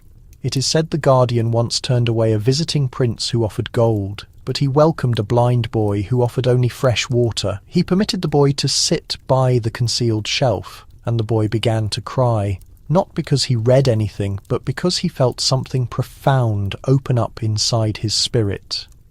That is what Rome truly feared. Not doctrinal heresy, not public rebellion, but the simple possibility that truth requires no formal translation, that in Ethiopia, hidden within stone and time, resides a profound silence that speaks with far greater authority than official dogma. And one man listens, always. The bell was small. It hung from a thin wooden frame beside a monastery building in Gondar, Ethiopia. Its tone was gentle, not intended to summon a crowd, but to call just one person at a time. For many years it stayed silent. The monks walked past it every day, some bowing respectfully, others paying no attention. No one could recall who had originally made it. No one knew why it was never rung, until the night it chimed with no human hand on the rope. It was just past midnight. A large full moon illuminated the red stone walls in a stark cold light. Brother Elias, the youngest monk, was in the library completing the transcription of an ancient Ge'ez hymn. The sound cut through the night air like a shockwave. Every monk in the compound heard it. Every candle flame flickered violently. They rushed out to the courtyard. The bell swung slowly from side to side as if disturbed by a sigh. There was no wind, no footprints, and the rope had clearly not been touched. What happened next was even more extraordinary. In the minutes following the ringing, a previously unknown chamber was discovered hidden behind the main altar, a room none had ever seen before, despite walking past it their entire lives. Inside, wrapped tightly in linen and secured with a wax seal, was a bound manuscript. Its cover featured the image of a lion and a cross stitched with golden thread. The pages were written in a script that was neither Ge'ez nor Latin, nor was it recognised in any catalogue of scripts held by the Vatican Library. Yet Brother Elias was somehow able to read it. He explained that it was not language in the conventional sense.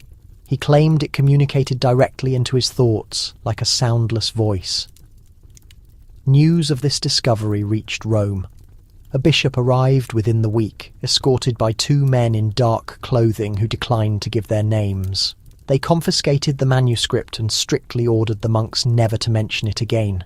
But the bell continued to chime.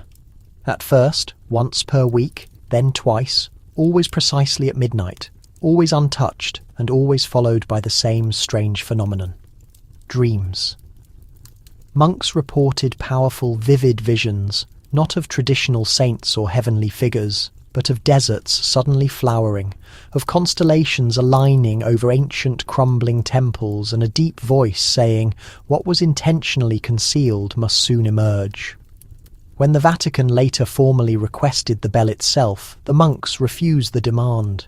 They explained that it was not theirs to surrender, that it belonged not to any specific church, but to a sacred agreement older than Rome itself. Now, the bell hangs in silence once more, but the air around it at night feels heavy, like a breath being held, and deep within the Vatican, sealed away behind walls older than the city itself, the manuscript remains, still secured, still unread, but occasionally it is whispered the guards hear a faint chime, as if something is stirring, or issuing a call, or simply waking up. He was not the sort of priest who engaged in public rhetoric. Father Malachi preferred to speak in terse, clear sentences, often with his eyes closed in concentration. He was a trained exorcist, specialising in quiet meditation, isolation, and ancient religious texts that most Vatican officials had never even heard of. In the winter of 1978, Father Malachi received orders to go to Ethiopia. The official Vatican reason was to examine a rare manuscript recently uncovered near Lake Tana, but the true instructions came sealed inside a leather envelope marked with the papal crest and delivered to him by a man who never provided his name. The orders were explicit. If the monks' claims were accurate, if the legendary Book of Light truly existed, it must not be brought out of the country, it must not be translated into any European language, and it absolutely must not fall into the wrong hands, whatever that dangerous distinction implied. The manuscript was kept in a space hollowed out beneath a stone altar. It was bound in hardened, blackened goatskin. It carried a scent of myrrh mixed with something far more ancient, not decay precisely, but deep, lasting memory. Father Malachi only read 13 pages before he found himself unable to sleep.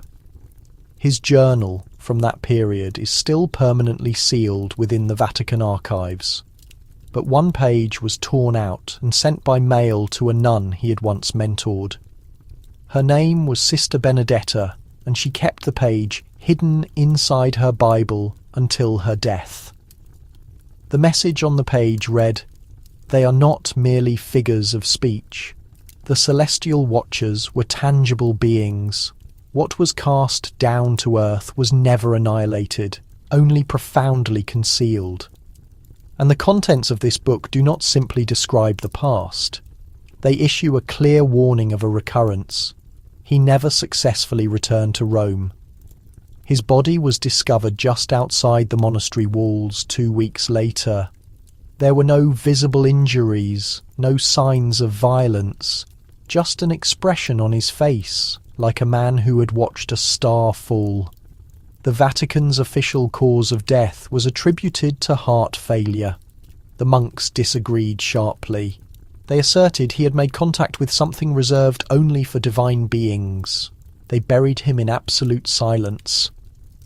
Years later, Sister Benedetta attempted to discuss the note with a Vatican historian. She was informed there was no official documentation of any exorcist named Malachi ever serving under the Holy See. His records were missing. His name was absent from all personnel lists. But something strange continued to happen in her final years. Each time she opened her Bible to the concealed page, the ink seemed to grow darker, as if the words were being actively reinforced from within. And just before she passed away, she whispered the most disturbing claim to her caretaker. "He is still actively reading," she breathed, "and the book has not been closed, even now." There is a sealed container in the Vatican labelled non catalogato, not catalogued. It contains the torn page. It holds the final communication of the exorcist, and no one currently dares to open it. They say all curtains must eventually fall, but some are not woven from fabric.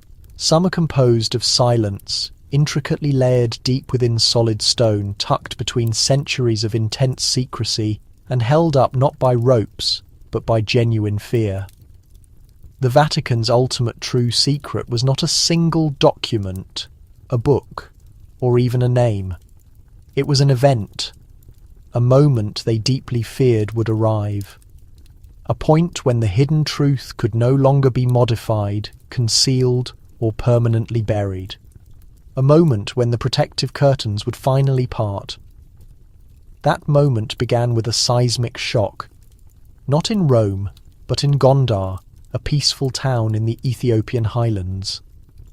In the early hours of April 2009, the earth visibly shifted. A small stone chapel cracked open, and inside, buried under a pile of fallen masonry, they found it. Not a religious artifact, not gold, a single scroll. One of the monks touched it and said it vibrated softly. Not like music, but like a steady, quiet breath. The Vatican dispatched a special team within 72 hours. Not archaeologists, not language experts, archivists. Men who carried protective gloves, absolute silence, and secrets they would never share. When they finally arrived, the scroll was gone. The monk who found it had vanished entirely. All that remained was his simple robe, neatly folded, and one word written on the chapel wall in Ge'ez, witness. But this time, something fundamental changed. A photograph was leaked. One image, blurred and grainy, captured by a tourist before officials secured the site, showed a small section of the scroll. 4 symbols, not Ethiopian, not Latin, and not from any known earthly system. An independent academic from Jerusalem stated that the markings corresponded exactly to a pattern found in the Dead Sea Scrolls, but only in fragmented sections that the Vatican had consistently refused to publicly release for over 6 decades. And that is precisely when the protective silence began to peel away. A retired bishop, unnamed in news reports, his face intentionally obscured in interviews, confessed in a private letter that there existed a final list, not part of the accepted religious canon, not part of the standard index. A third list. It contained works that, if fully revealed, could completely shatter the foundation of apostolic succession, because some of those works described a period when the Roman Church was not the centre of the world, and one perhaps spoke of what came even before Genesis. Today, the room in the Vatican that once stored the Ethiopian Bible is empty, not sealed, not locked, empty. There is no sign of the scroll, but a single note remains taped to the back of the heavy door. It is written in both Latin and Ge'ez. When the curtains finally drop, what is revealed is not darkness. It is light that was simply too powerful to look at directly. And somewhere, perhaps in a hidden monastery, perhaps in an overlooked corner of the globe, a scroll quietly breathes, patiently waiting. The wind across Axum whispers, like the slow turning of a page. In a world that moves faster every day, there is one narrative that has held still, one volume that waits, completely untouched by the passage of time or the push of progress. It sits beneath heavy stone, behind a wall of silence, inside a monastery with no official address. And the Bible still waits. They say it is defended by a single monk who never departs the grounds. He does not engage with visitors. He does not share meals with the other clergy. His eyes are very old, but they carry a conviction that is older still. He has read its contents, not the entire work, but enough to fully grasp why the world may never be ready for it. That specific Bible, written entirely in Ge'ez, meticulously bound by hand and read only by dim candlelight, contains accounts that drastically diverge from the ones we currently accept. In its pages, celestial beings rebel before Adam is created. Prophets speak of constellations not yet identified, and one famous section, it is whispered, describes a figure not named Peter who held the fundamental keys of authority before Rome ever laid claim to them. The Vatican once formally requested to possess it. They sent lavish gifts, then expert scholars, then only silence. The monk did not release the original to them. He gave them a carefully prepared copy, but not the real thing. That copy now rests somewhere deep in the restricted archives beneath Vatican City. One cardinal once remarked that it seemed to subtly glow under certain lighting conditions. Another, more candidly, admitted they have never fully opened it, not entirely, because some fundamental truths simply cannot fit within the confines of established cathedrals. Some truths have the power to dismantle them entirely, and yet the true Bible, the Ethiopian Bible, remains exactly where it has always been. Not because no one physically can take it, but because no one truly dares to. A priest who once visited the monastery reported having a powerful dream of fire the night after he saw it. Not consuming flames, not smoke, just light. Blinding, pure light in the form of characters he could not decipher. He woke up weeping uncontrollably. He never returned. And so the Bible waits. For what? No one knows. For whom? That, too, is a profound mystery. Perhaps for a voice brave enough to read its pages aloud. Perhaps for a religious institution bold enough to truly listen. Or perhaps it waits for no one at all. Perhaps it waits because it understands the intrinsic power of profound stillness in a world drowning in noise.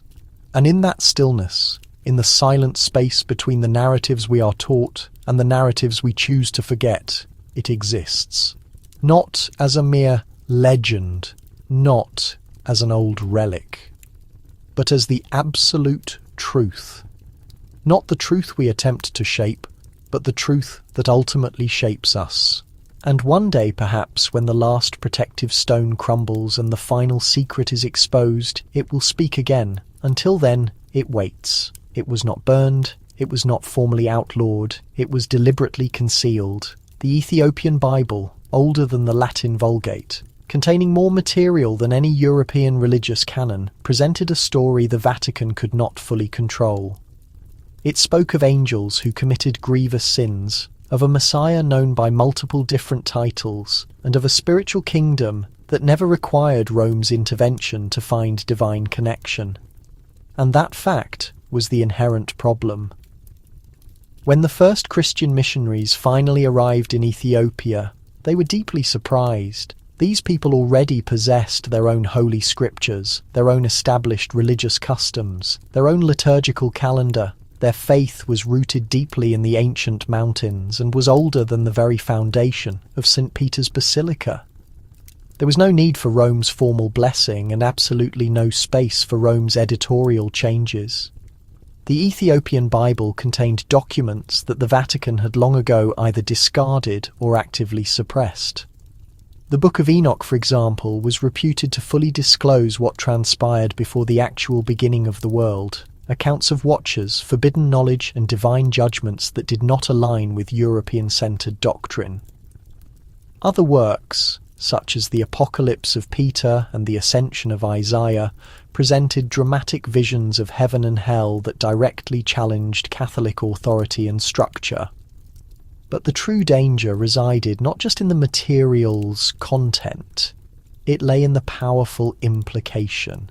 If Ethiopia maintained a scriptural canon entirely untouched by the ecumenical councils of Europe, if this Bible had independently survived and thrived, what did that suggest about the true definition of spiritual truth? What did that imply about the popes, the various councils, and the established creeds? If God had genuinely communicated outside of Rome, if he had selected other scribes and other languages, then the Vatican's exclusive grip on the sacred could fundamentally begin to fracture. So they took action quietly. In the early 1700s, Jesuit agents secretly transported copies of the Ethiopian texts back to Rome. Some were immediately relegated to obscure, restricted rooms within the Vatican library. Others vanished completely. A few fragments resurfaced, centuries later, misfiled, wrongly titled, and mysteriously left untranslated. The Church never formally condemned the Ethiopian Bible. That would have drawn excessive attention. Instead, it was simply silently ignored. Scholars who pressed too hard for answers found academic doors permanently closed. Priests who attempted to translate it lost all essential funding. And one particular archivist, a man named Father Malin, disappeared entirely from public record after claiming he found evidence of a different kind of resurrection story within the ancient pages. The Church executed the same strategy it often used with dangerous knowledge. It effectively protected it by claiming it did not exist.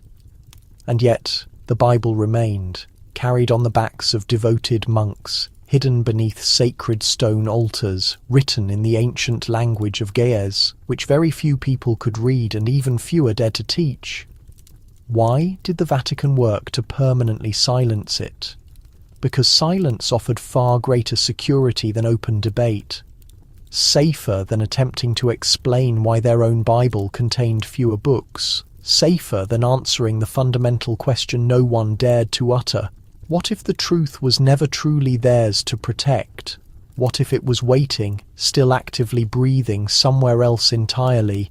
And what if that specific place was Ethiopia? Thanks for watching until the end. If one of these hidden chapters made you stop and think, or if a detail whispered something deeper to you, let us know in the comments below. We read everyone. And if you haven't yet, be sure to subscribe and tap the bell so you never miss a journey through the shadows of history. Until next time, stay curious and keep listening for what was never meant to be heard.